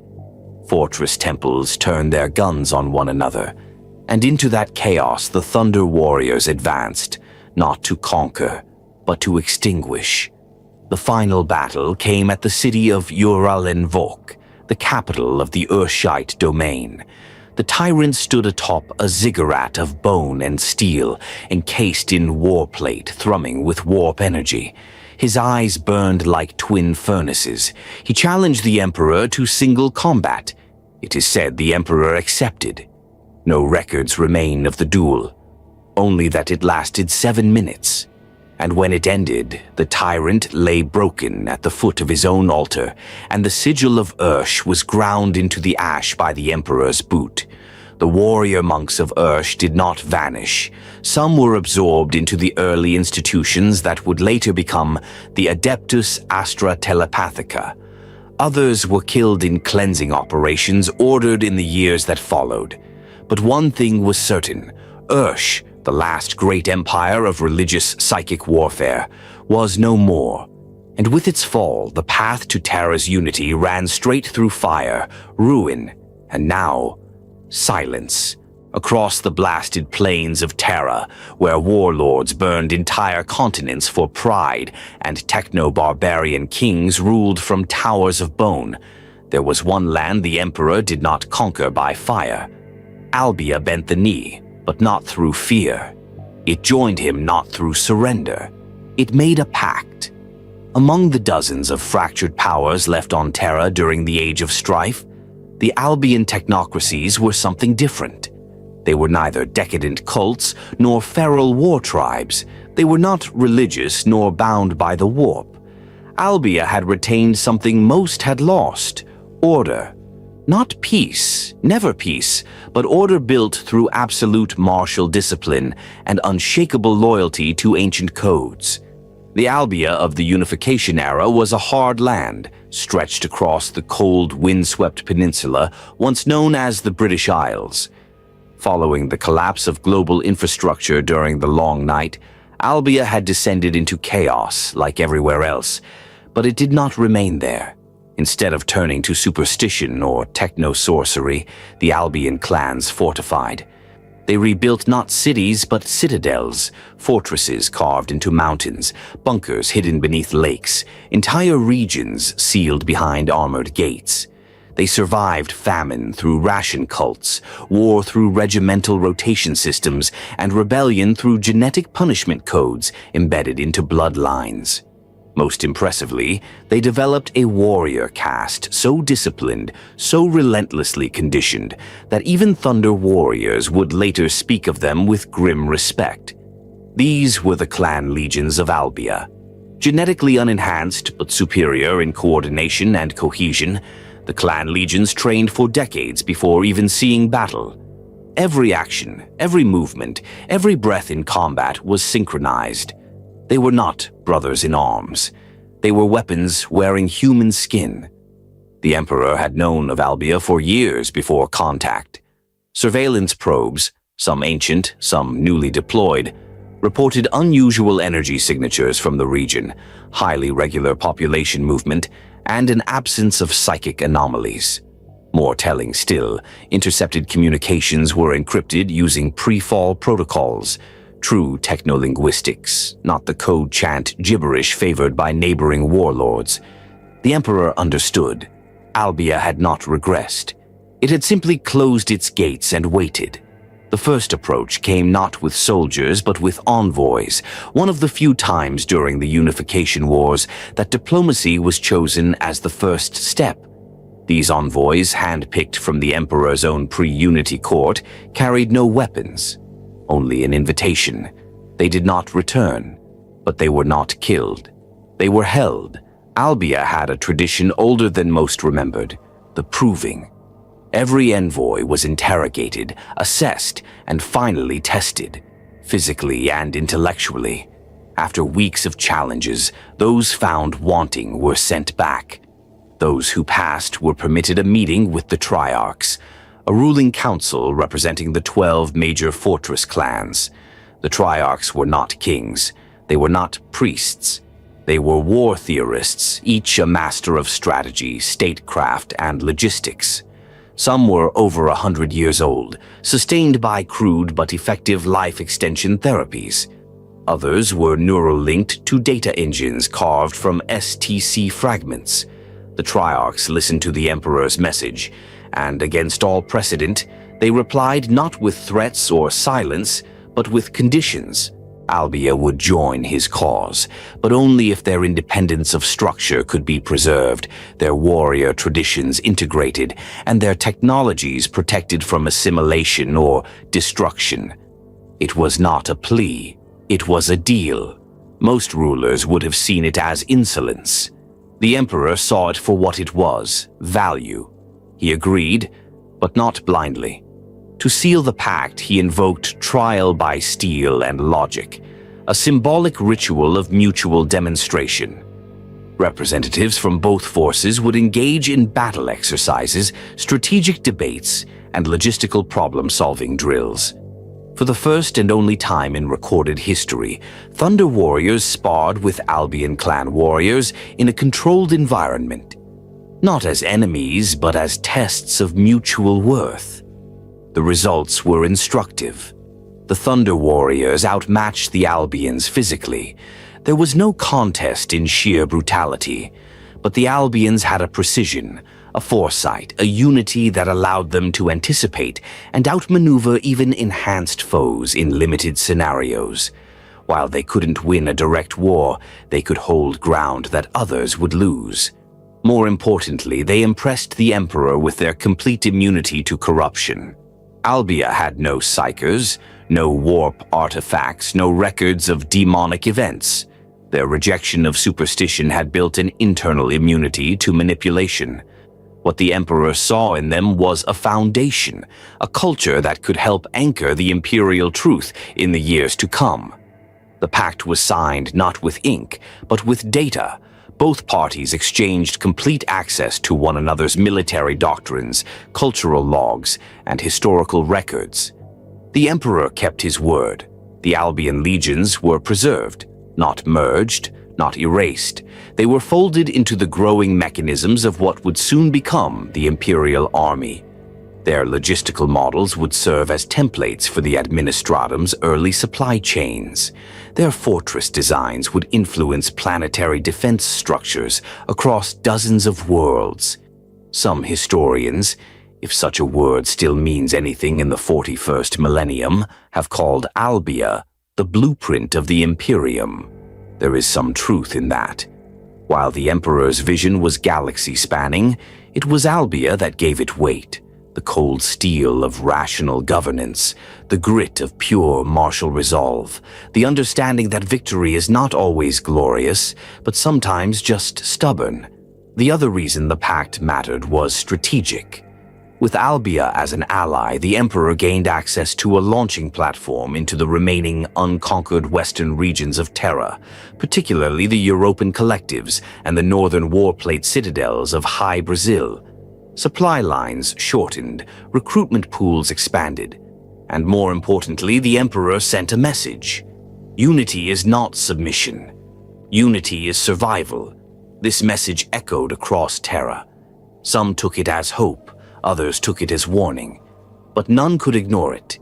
To this day, the Albion legacy remains, though their name is lost beneath layers of high Gothic and bureaucratic rot.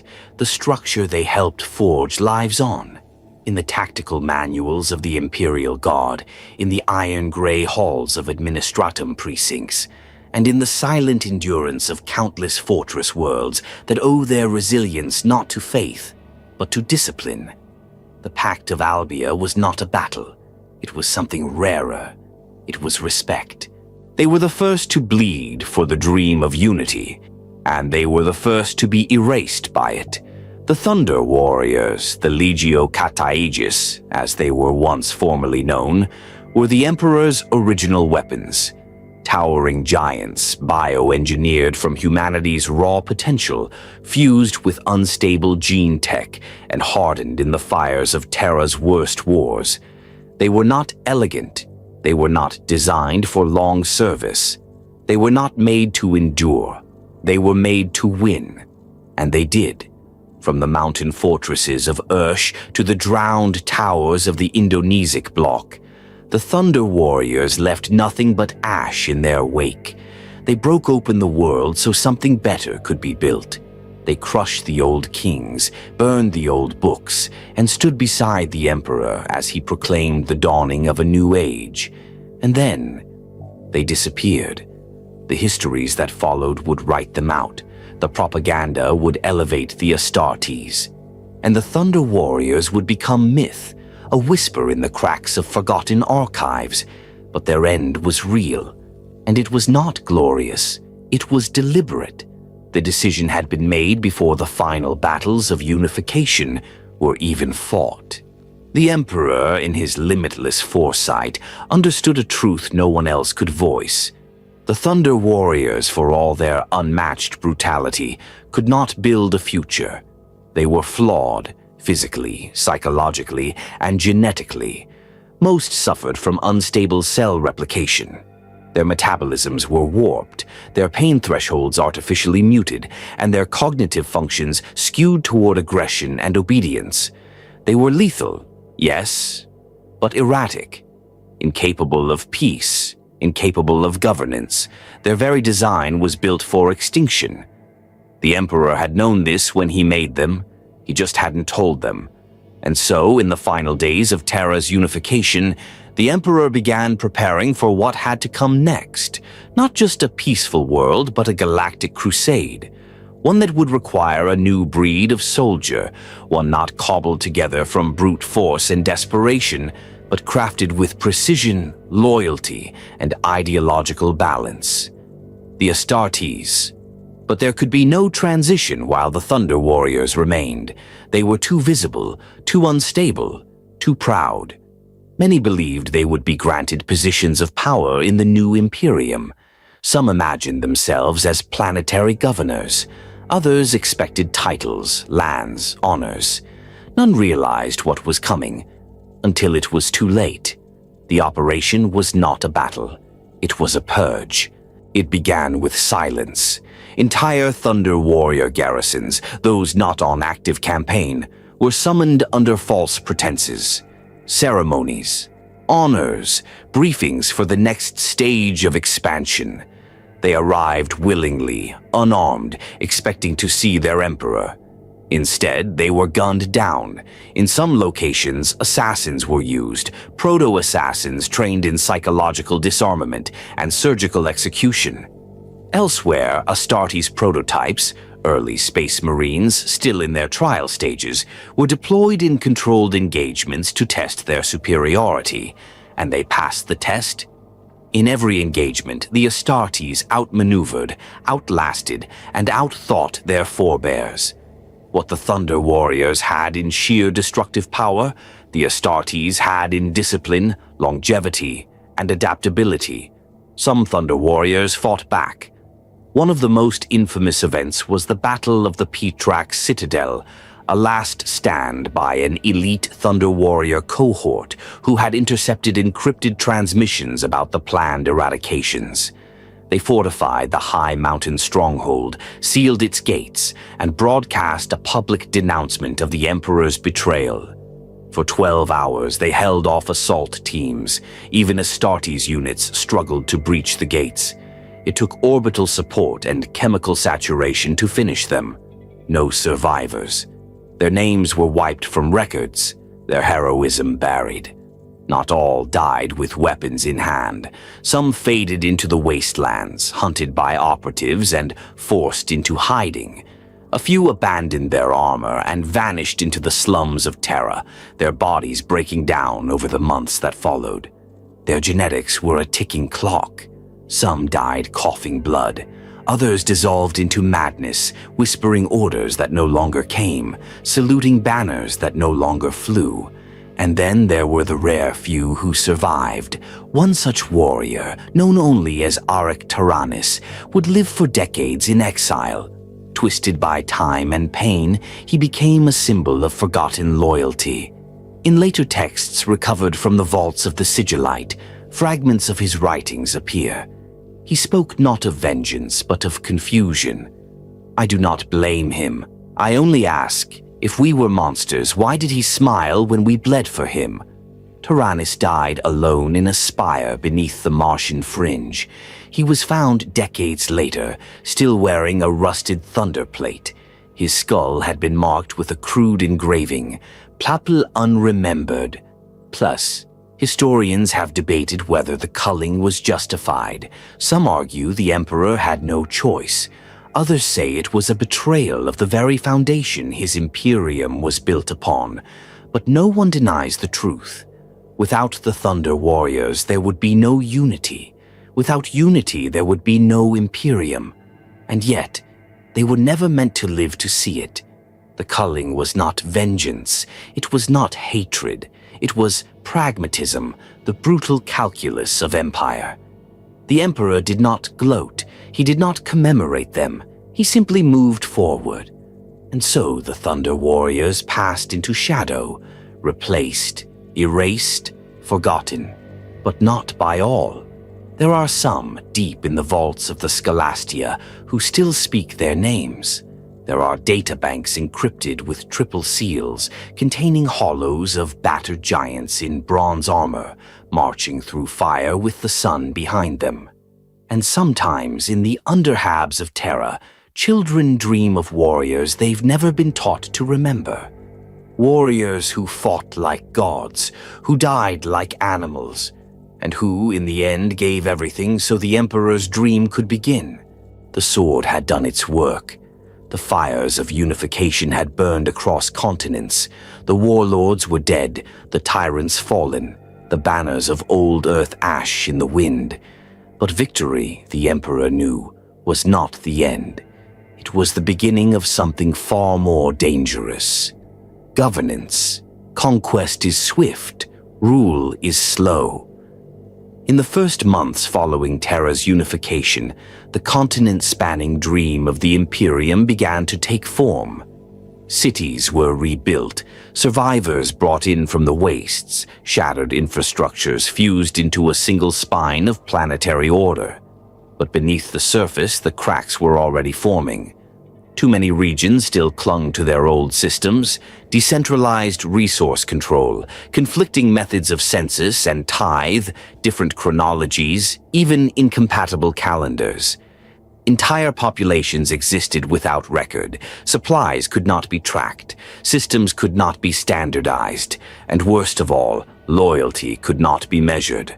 The Emperor had built an empire. Now he needed a machine to run it. The first seeds of the administratum were sown not in the grand halls of Terra, but in a dust-choked archive vault beneath the ancient ruins of Carthage. There, deep within strata untouched since the dark age of technology, the Emperor's agents unearthed fragments of what appeared to be pre-strife bureaucratic engines. Half-functioning data crunchers, Lex Automata, and old STC fragments linked to something long forgotten. The Bureau of Earthly Governance. It was a term no one had heard in over 10,000 years. Yet even in its decayed state, this forgotten system still had something the Imperium lacked. A framework. The Emperor saw in it the bones of a new institution, not merely a council or military liaison board, but a global nervous system, a structure that could record, process, and direct the flow of empire across a world, and eventually the stars. And so the foundations were laid. He gave it a name from the old tongue, administratum, the mechanism of administration. Recruitment began immediately. But unlike the Thunder Warriors or Astartes, the Administratum did not seek warriors or champions. It sought minds, the obsessive, the meticulous, the tireless. Men and women who lived for routine, who could speak in statistics, who could find comfort in order. These were not heroes. They were clerks, archivists, lexicographers, logi adepts, memory savants. The kind of people who had hidden from war in sealed sublevels, counting inventory while the world burned. Now they were to become the Empire's spine. The earliest members were known as the founding lexitors. They wrote nothing new. They compiled. Thousands of languages were reduced to a single structural mode, High Gothic, synthesized from Pan-Eurasian roots, tailored for legalism, abstraction, and precision. Terran currency, once 100 fractured crypto-ledgers and barter systems, was reduced to a singular, the imperial mark. Chronology was unified under solar reckoning, based on orbital periods, not myth or culture. Population records were begun, census drones launched, gene registry frameworks drafted, and through all of this, the Emperor watched, not with micromanagement. He did not need to. The Administratum, like his other tools, was born to self-replicate. Each data node demanded another. Each file required its own filing index. Every schedule produced a scheduler. Within a single year, the system had tripled in scope simply to handle its own growth. That was by design. The first great test came with the Terran tithe crisis.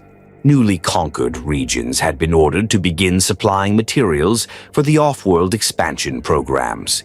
This included everything from promethium and rare metals to labor levies and seed stock. But many former war zones had no infrastructure left to do this.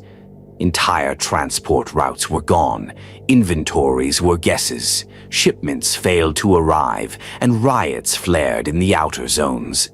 For a moment, the specter of civil unrest returned. The Thunder Warriors were gone. The Astartes were not yet in full deployment. The military could not be everywhere, so the Administratum acted. Using predictive simulation engines recovered from deep-sea bunkers off the mid-Atlantic ridge, they constructed supply spider maps, automated routing networks that calculated delivery chains not in straight lines, but in weighted triangles optimized for redundancy and resilience. Using these, they rerouted materials from functioning sectors to feed the failing ones. Tithe shortfalls were compensated with data loans, quantified obligations that could be repaid over decades. Food riots were ended not with soldiers, but with logistical efficiency. And the system learned. Every error became a correction, every delay a new protocol. The Administratum began developing tolerance metrics, a system of acceptable losses, forecasting unrest, and deploying preemptive remedies before they were needed. Bureaucracy became war by anticipation. The Emperor was pleased. Over time, the Administratum expanded from a Terran necessity into a planetary command cortex. What began as a record-keeping body gained authority over tithe enforcement, then resource allocation, then population logistics, and eventually even law. With the help of the Emperor's proto-scholars and a small cadre of tech adepts from Mars, they developed the Lex Imperialis, the first uniform legal code since the end of the Old Night. It was a brutal thing, unforgiving, exacting, absolute. But it was clear. Clarity breeds compliance, and compliance breeds peace. Soon, even the planetary governors, those few old allies who had been allowed to retain regional influence, were bound to its edicts. "No one is above the ledger," one lexitor wrote, "not even the stars." Not all welcomed the rise of this new order. Some within the growing ranks of imperial advisors saw the Administratum as a slow suffocation, turning warriors into accountants, draining urgency into ritual. A few early Astartes commanders are recorded as having clashed with the Administratum's census officers, questioning why battle plans require 12 forms and a pre-action tithe review. They were reminded politely that wars could only be fought with fuel, food, and facts. The Emperor did not intervene. He let the tension simmer.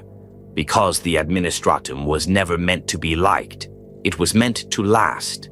By the end of the Unification Wars, it was said there was no corner of Terra untouched by the Administratum's gaze. Drones soared over every township, every child born was registered, every calorie grown was tracked. The dream of unity had become a system, and that system had a name. But what makes the Administratum unique, even in the grim far future of the 41st millennium, is not that it works well, it's that it works at all. Long after warriors fall and empires rot, the Administratum endures. Paperwork, after all, does not die. It only multiplies. The Emperor was never alone. Though history and propaganda would cast him as a singular force of destiny, striding through the wreckage of old Earth with divine clarity, the truth was more complex, more human. No empire is built by one hand, no matter how mighty. Even gods require architects. And the imperium, from its very first breath, was designed by a circle of minds as brilliant as they were dangerous. They were not generals. They were not warriors. They were engineers of civilization. We do not know all their names. Some were erased from record by the Emperor's own decree. Others were quietly absorbed into later institutions, their legacies buried beneath millennia of dust and doctrine.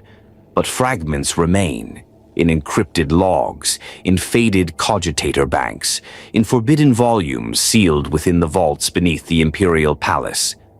These were the architects of unity, a small cadre of visionaries who worked not behind the throne, but beneath it, laying the unseen foundations of a world that had never existed before.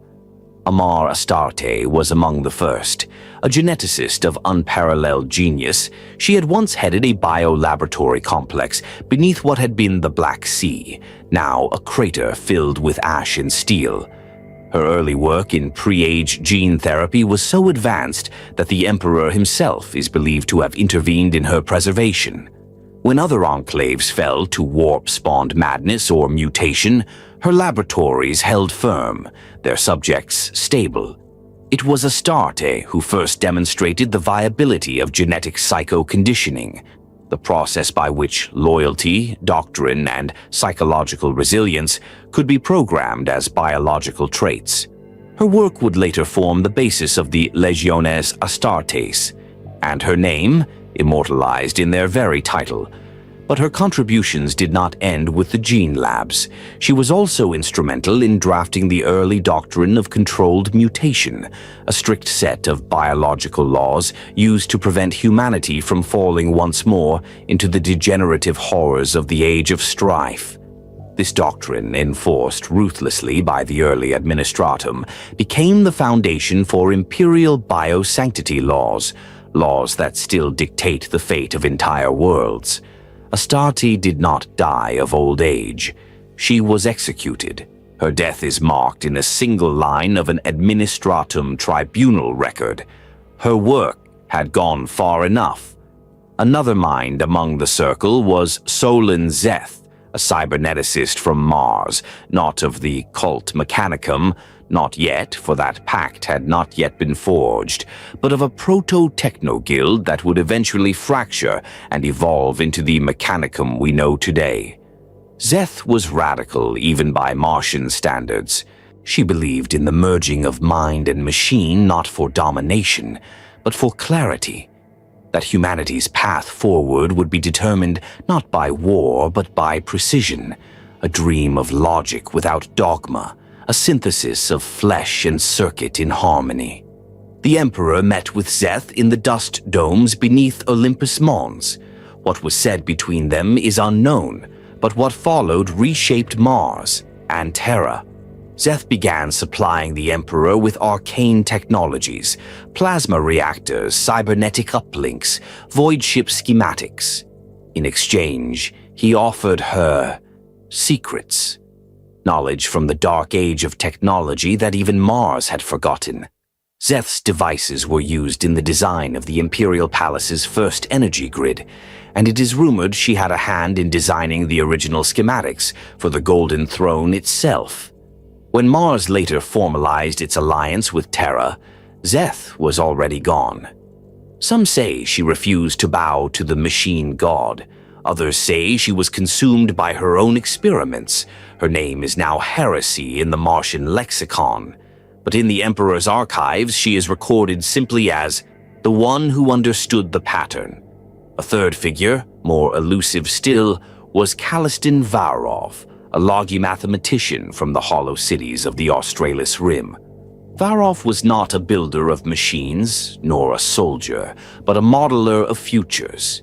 He was the one who predicted the collapse of Ursh down to the week. He forecast the psychological tipping point in the Indonesic resistance. He built simulations of empire-spanning logistics decades before they existed. Varov's cogitator stacks were stored in subterranean data tombs, where his team of trans-savant analysts processed the shifting probabilities of human behavior. Using fragmentary STC software reconfigured into predictive matrices, Varov helped shape the expansion of the Imperium, before the first ship had ever launched. It was Varov who authored the Index Terra pre-expansion, a classified document that listed over 2,000 potential futures, only 37 of which led to an enduring imperium. His final model would form the basis of early expansion doctrine, the doctrine of tertius proximity, a law stating that imperial expansion should only proceed at rates supported by fully integrated logistical webs 3 systems deep.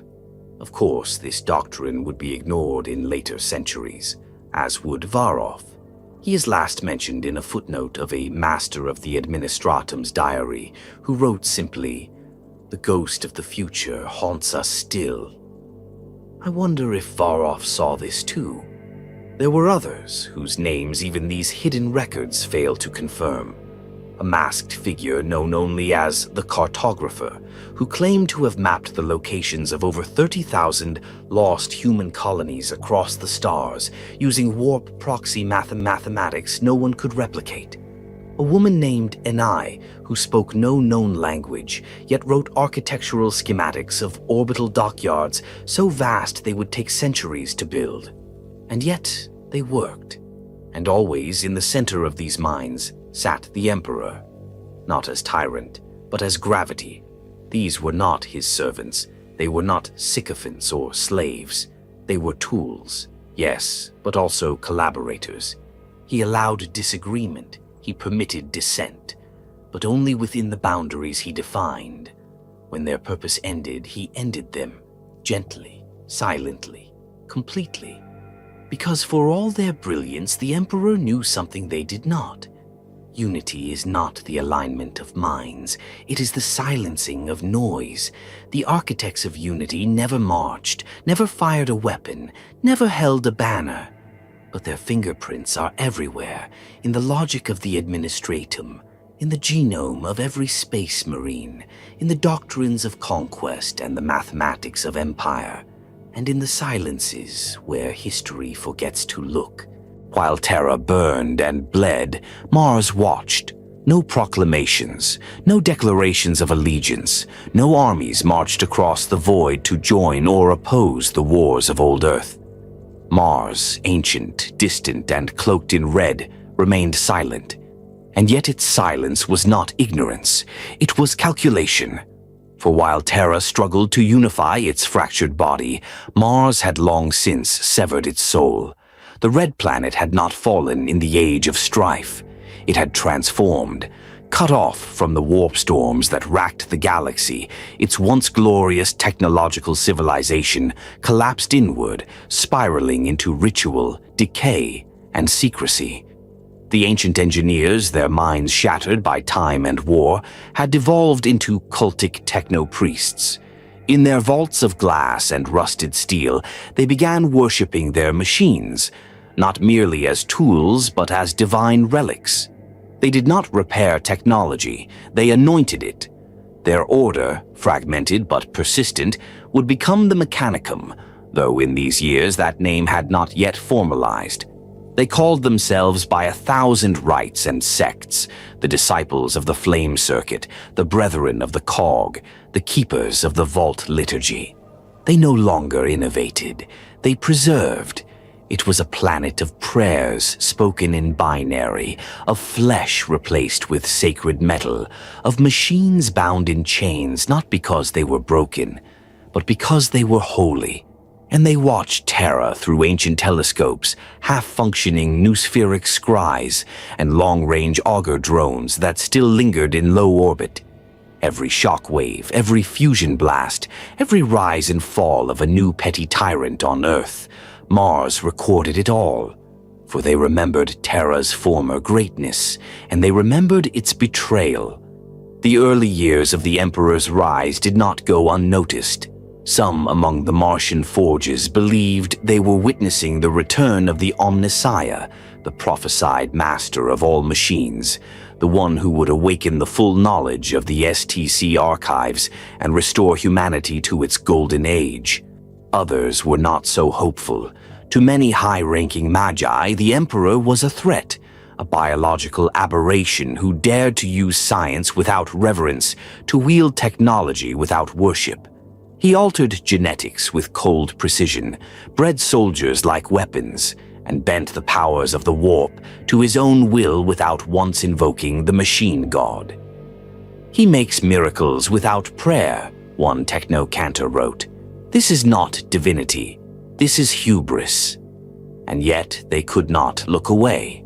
As Terra fell into line beneath his boot, as the last techno-barbarian kings died screaming in plasma fire, as the administratum began drawing neural maps of a post-war Earth, the Red Planet watched and waited, not out of fear, but out of strategy. Mars had its own wars, deep beneath the planet's irradiated surface, in the catacomb cities that sprawled like veins under the iron crust. Rival forge cults clashed in ritualized combat. Entire sects were extinguished over interpretations of circuit purity or doctrinal deviations in the right of pure data.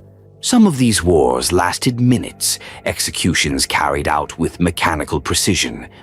Others lasted centuries, fought by machine automata, controlled by minds no longer bound to flesh. These battles were not for land or power. They were fought for control of knowledge. Each forge held fragments of the standard template construct systems, those mythical blueprints of humanity's golden age. None possessed a full STC. All lied and guarded what they had. Every gear-turning machine was a relic, every functioning reactor a god heart. When word came that Terra had unified under a single rule, a new conflict ignited, not with weapons, but with doctrine. Should Mars engage? Should it reach out or wait to be approached? Could this emperor be trusted? Or worse, could he not be stopped? No clear answers emerged, so Mars continued to watch. But the Emperor, he had not forgotten Mars. Long before he launched the final campaigns on Terra, he had sent envoys wrapped in silence and encrypted minds. They carried no weapons, only data. Their journey took months using outdated voidcraft and ancient warp translation routes reconstructed from lost navigational lore. Only one made it through. The rest were disassembled, their organic matter archived, their cogitator logs consumed in Martian interrogation labs beneath the forge of Triplex Omnis. But the one who survived, her name was erased, delivered a message, not in voice but in logic. It contained no threats, no pleas, no metaphors. It offered integration, not dominance, not colonization. Alliance. It spoke of a future where Terra and Mars would no longer be divided, where knowledge could be shared instead of hoarded, where the stars themselves would become forges, and the enemies of mankind would be ground beneath the wheels of divine logic. And most importantly, it offered a truth. Your faith is not wrong. The Omnissiah walks. He simply does not kneel. The Martian conclaves debated for a full Martian year. Some magi were converted, others decried it as sedition. And then, silence. The Emperor made no further contact. He waited. And that wait, as all things he did, was strategic. Back on Mars, something shifted. A splinter faction within the cult Mechanicum began calling themselves the Red Hands of Unity. They modified their chants, replacing the machine god's unnamed aspect with new titles: the Awakener, the Perfect Form, the Golden Circuit. They began preparing. Vaults were sealed, data cores migrated, armories re-indexed and reactivated. Orbital facilities long dormant began to pulse with fresh power. Mars was no longer watching, it was stirring. And then came the sign. In the skies above Terra, for the first time in centuries, a starship broke atmosphere, clean, fast, burning like a falling lance. It was Martian. It bore no weapons, only symbols, cog and skull intertwined, a pattern not seen since before the fall. It landed outside the Imperial Palace, its boarding ramp descending into silence.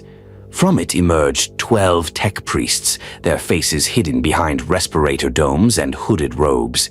They spoke no words. They only extended a data scroll written in binaric script. The Emperor took it and smiled.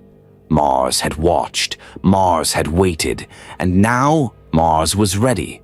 It was built in silence. No proclamations, no announcements, no crowds gathered to witness the laying of its foundation. No data sheets recorded its blueprints. No celebrant marked its inauguration. And yet within its walls, the future of mankind was sealed. They called it, only in whispers, the Temple of the Silent Oath. But it was not a temple in any traditional sense. There were no altars, no statues, no relics. There were no candles or sermons or rituals to speak of. There was only stone, silence, and a singular idea carved into its architecture. There shall be no gods. The temple stood at the heart of the imperial palace complex, deep beneath the mountain fastness of the Himalayan range. Constructed during the closing years of the Unification Wars, as the last embers of Terra's old barbarism died out, it was the first structure built after the war not for strategy or survival, but for philosophy. This place was not meant for warriors. It was for truth. Within its basalt walls, the Emperor convened not with generals, but with thinkers, those few from among the architects of unity, the lexitors of the early administratum, and even elements of the Martian envoy who had shown a willingness to think beyond the machine. There they wrote a single doctrine, one creed, and though it was never formally titled, those who participated referred to it as the oath that must not be spoken.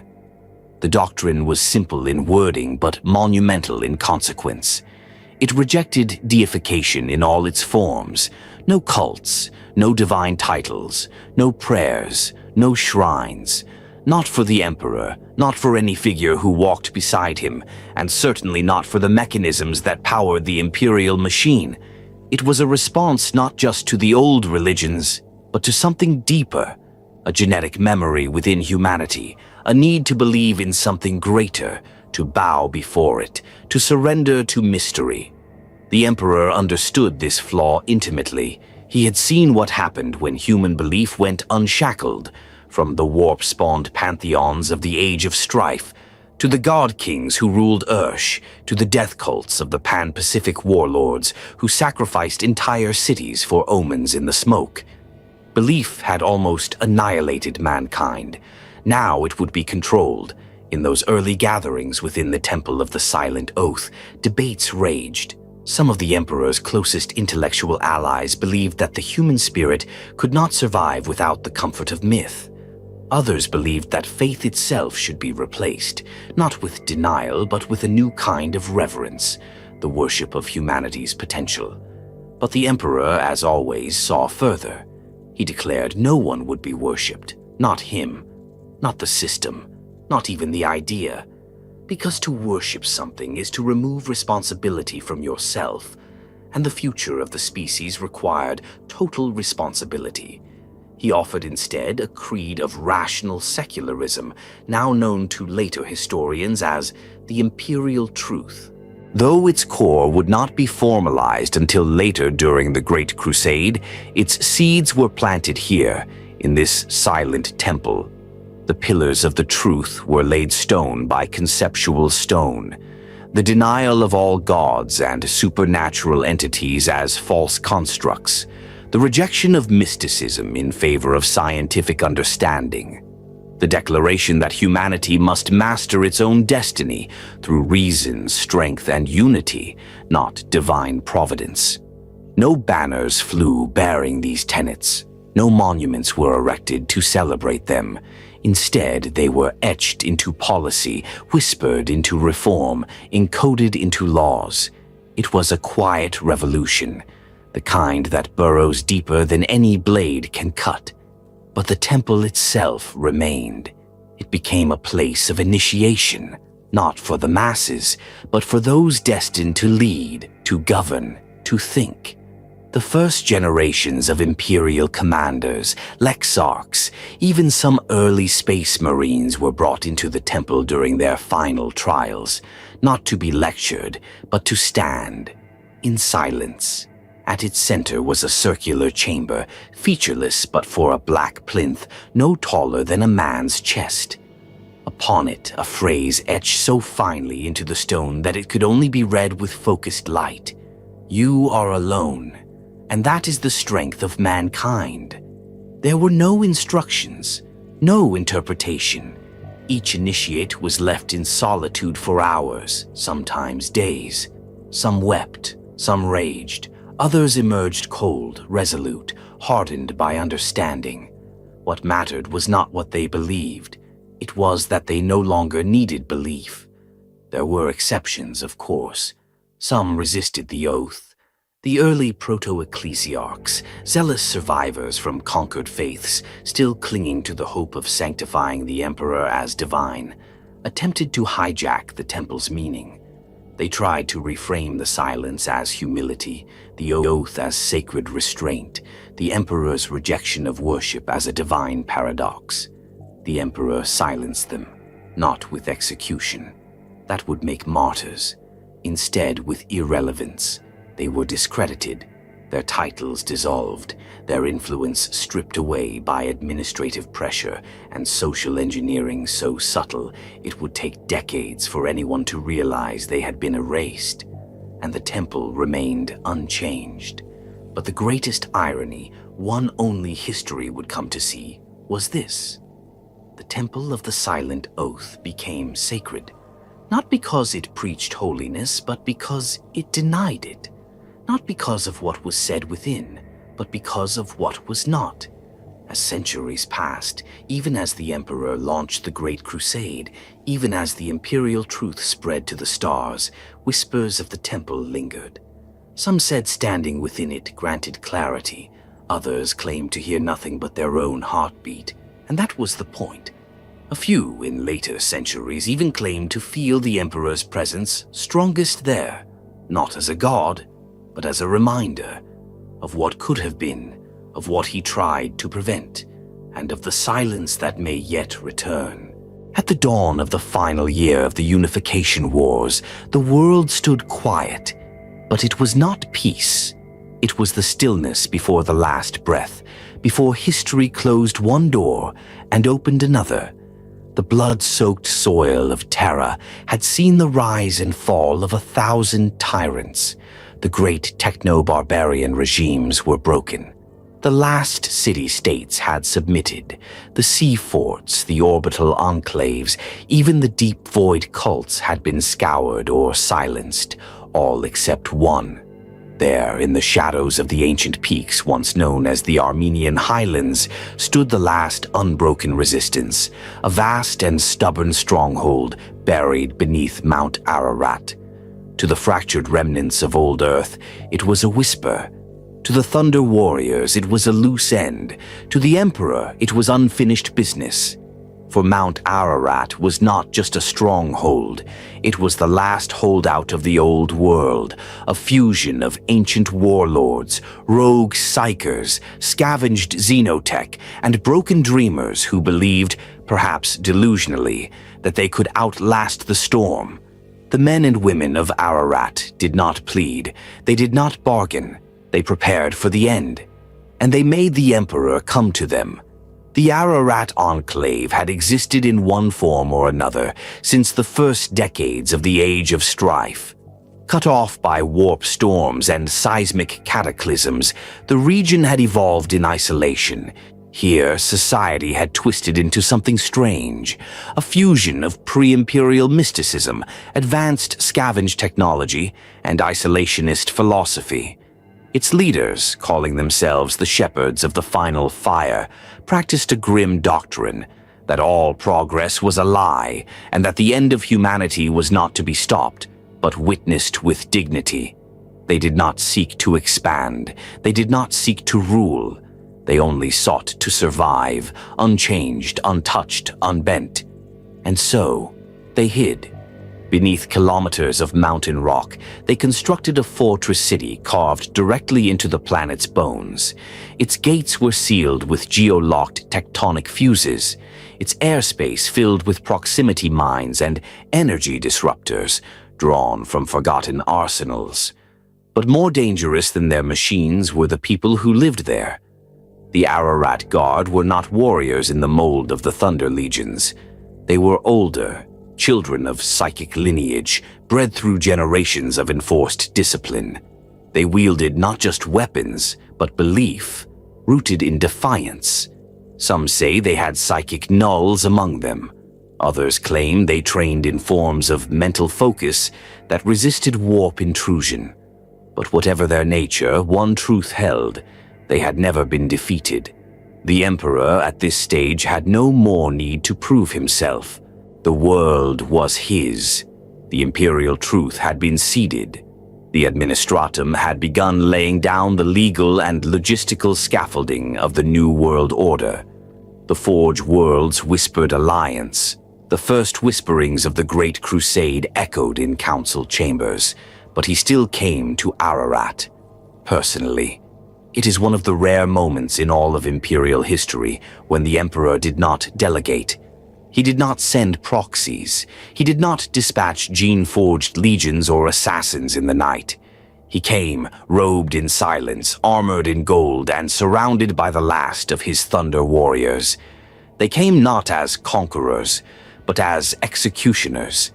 The assault began at dawn. Orbital strikes were denied. Ararat's geofield distorted long-range bombardment. The Emperor refused to collapse the mountain. He wanted the legacy erased, not buried. Instead, the Thunder Warriors stormed the slopes. By then, they were few in number. The Thunder Legions had already been culled, their obsolescence decided in silence. Those who remained knew this was likely their final battle, and so they fought like men already dead. They broke through the outer defenses in 2 hours. The second ring, buried in ancient pre-strife ferrocrete, took 5. The third required the Emperor himself. There, within a vast chasm at the mountain's heart, they faced the last line, the shepherds themselves. Clad in archaic battle suits, interwoven with psychic shields, backed by forbidden war machines, they stood in a perfect formation and waited. They did not speak. They did not curse. They did not run. They fought with terrible precision. The battle lasted 11 hours. Some records say over 100 Thunder Warriors fell, nearly half of the Emperor's last legionaries. The shepherds wielded weapons crafted from repurposed alien technology.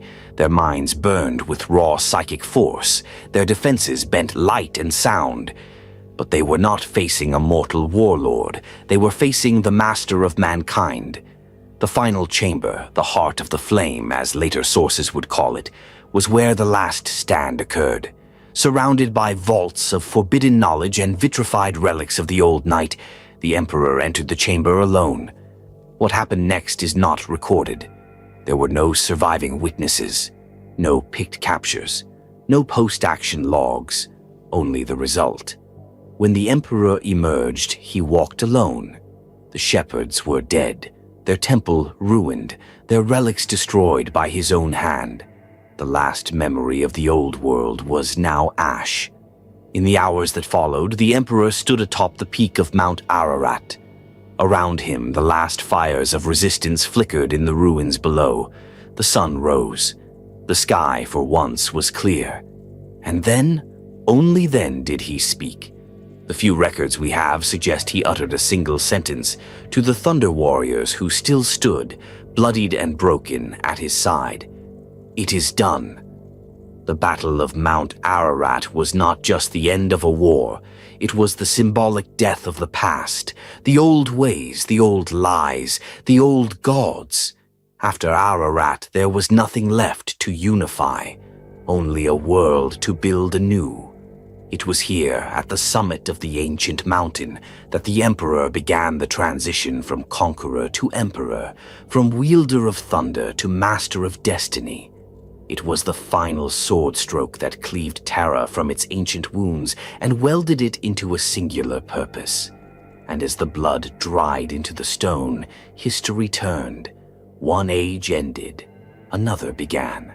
As the thunder of unification faded and Terra fell beneath the shadow of a single golden ruler, others watched, not from the mountain peaks, nor from the fortress citadels of conquered empires, but from the edges of understanding. They had no banners, no armies, no names etched into monuments. But they were there, hidden behind human history, obscured by myth, feared even by those who ruled the stars long before mankind first split the atom. Some called them Watchers, others whispered the word Cabal. But the Emperor knew who they were, and more importantly, they knew him. Their origins predate even the Long Night. Some say they emerged during the final centuries of the war in heaven. Others believe they are not a species, but a collective, a convergent alliance of minds, both Xenos and human, bound not by culture or biology, but by a shared recognition of a single truth: that the galaxy teetered on the edge of annihilation, and only by intervention in the flow of time could it be steered away from the abyss. To some, this was heresy. To the Cabal, it was necessity. They had seen what lurked in the warp. They had watched empires rise and fall, crushed beneath the clawed feet of demons and gods. They had seen the future, or perhaps a future, where chaos consumed all, where mankind's greatest weapon became its most terrible tyrant. So they acted, not with fleets or firepower, but with influence, placed carefully, silently, where it could shift the course of destiny without being detected.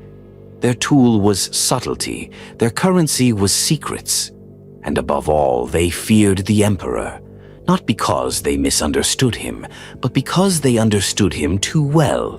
Where others saw a savior, they saw a singularity, a being who could bend probability and will itself into reality.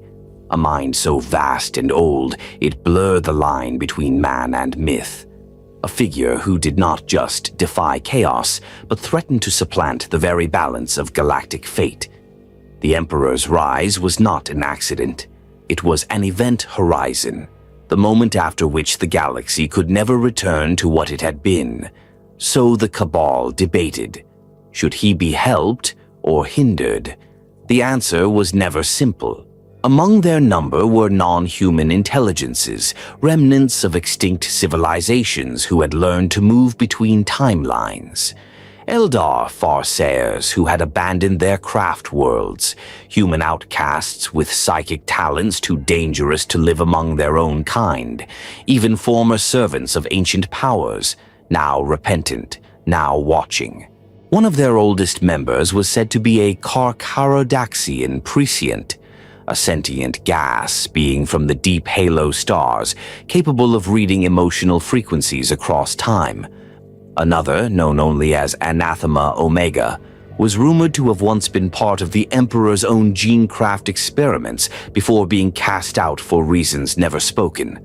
These were not warriors. They were custodians of possibility, and what they saw as Terra was unified. What they foresaw terrified them.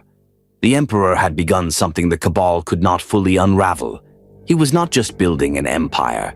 He was forging a psychic shockwave, a ripple through reality that would, eventually, tear open the veil of what was possible. And worse, he was not alone. Even then, in those early years, the Cabal detected strange readings from beneath the Imperial Palace. Signals so deep and precise they defied understanding. Patterns of psychic resonance that echoed the old warnings of the Eldar, the kind that marked the awakening of something ancient and potentially catastrophic. They called it the Golden Flame. It was not a weapon, but a will, burning with unspoken purpose. A plan so vast that it made even the galaxy seem small, and at its center always was the Emperor. To the Cabal, he was a paradox, a creature of light who walked like a shadow, a man who denied divinity, yet wielded power like a god, a being who claimed to protect mankind, but was already preparing to sacrifice millions for its future. So, they tried to intervene, not directly. That was never the Cabal's way. They whispered instead. They sent visions to rogue psychers. They nudged dissidents into place. They attempted delicately to alter his path, to convince the right people, in the right moment, that the Emperor's plan needed correction. But he always saw it. Their manipulations ended before they began. Their agents vanished. Their messages failed. And so they waited. Because the Cabal believed in time. They believed the Emperor would falter, that his pride would undo him, that eventually mankind would see what they saw. But they were wrong. What terrified them most was not his power, but his control. The Emperor did not succumb to chaos. He did not rage or fall or bend. He walked with purpose, and every move was calculated. He knew of the Cabal. That much is certain. There are records, fragmentary and buried deep in black archives, of a conclave meeting within the caves beneath the Mediterranean crust, where the Emperor spoke not to his generals, but to figures cloaked in null entropy fields, speaking a language that bent the minds of those who overheard it. No record of what was said survives, only a fragment carved into obsidian at the chamber's heart. You see time as a river. I walk its bedrock. After that meeting, the Cabal receded. They did not vanish, but they became quiet, their activities slower, more surgical. Their faith in altering the future waned. Some even believed that their only hope was no longer to stop the Emperor, but to guide another who might one day do what they could not. Much later, in the dying years of the Great Crusade, that other would arrive. But for now, during the final phase of Terra's unification, the Cabal remained in the shadows, unseen, unheard, unacknowledged, watching, waiting, and fearing what would come next. Because even then, even at the height of his triumph, the Emperor's gaze was shifting, not downward to Earth, not inward to stability, but upward, to the stars, and whatever grand plan he carried with him. The Cabal could no longer stop it, only brace for the fallout. The smoke had cleared, the last warlords were gone, buried beneath mountains, dissolved in orbital flame, or vanished into the archives of history, their names erased with the same precision that had undone their legacies. The Thunder Warriors, now fewer than legends suggested, had served their purpose and faded. The Administratum had metastasized across Terra's surface, papering over the cracks of war with ink, data, and order. But something still remained unfinished. The people of Terra, those billions who had survived centuries of horror, had never seen him. Not truly. They had heard his name. They had knelt before banners bearing his sigil. They had watched his soldiers claim city after city.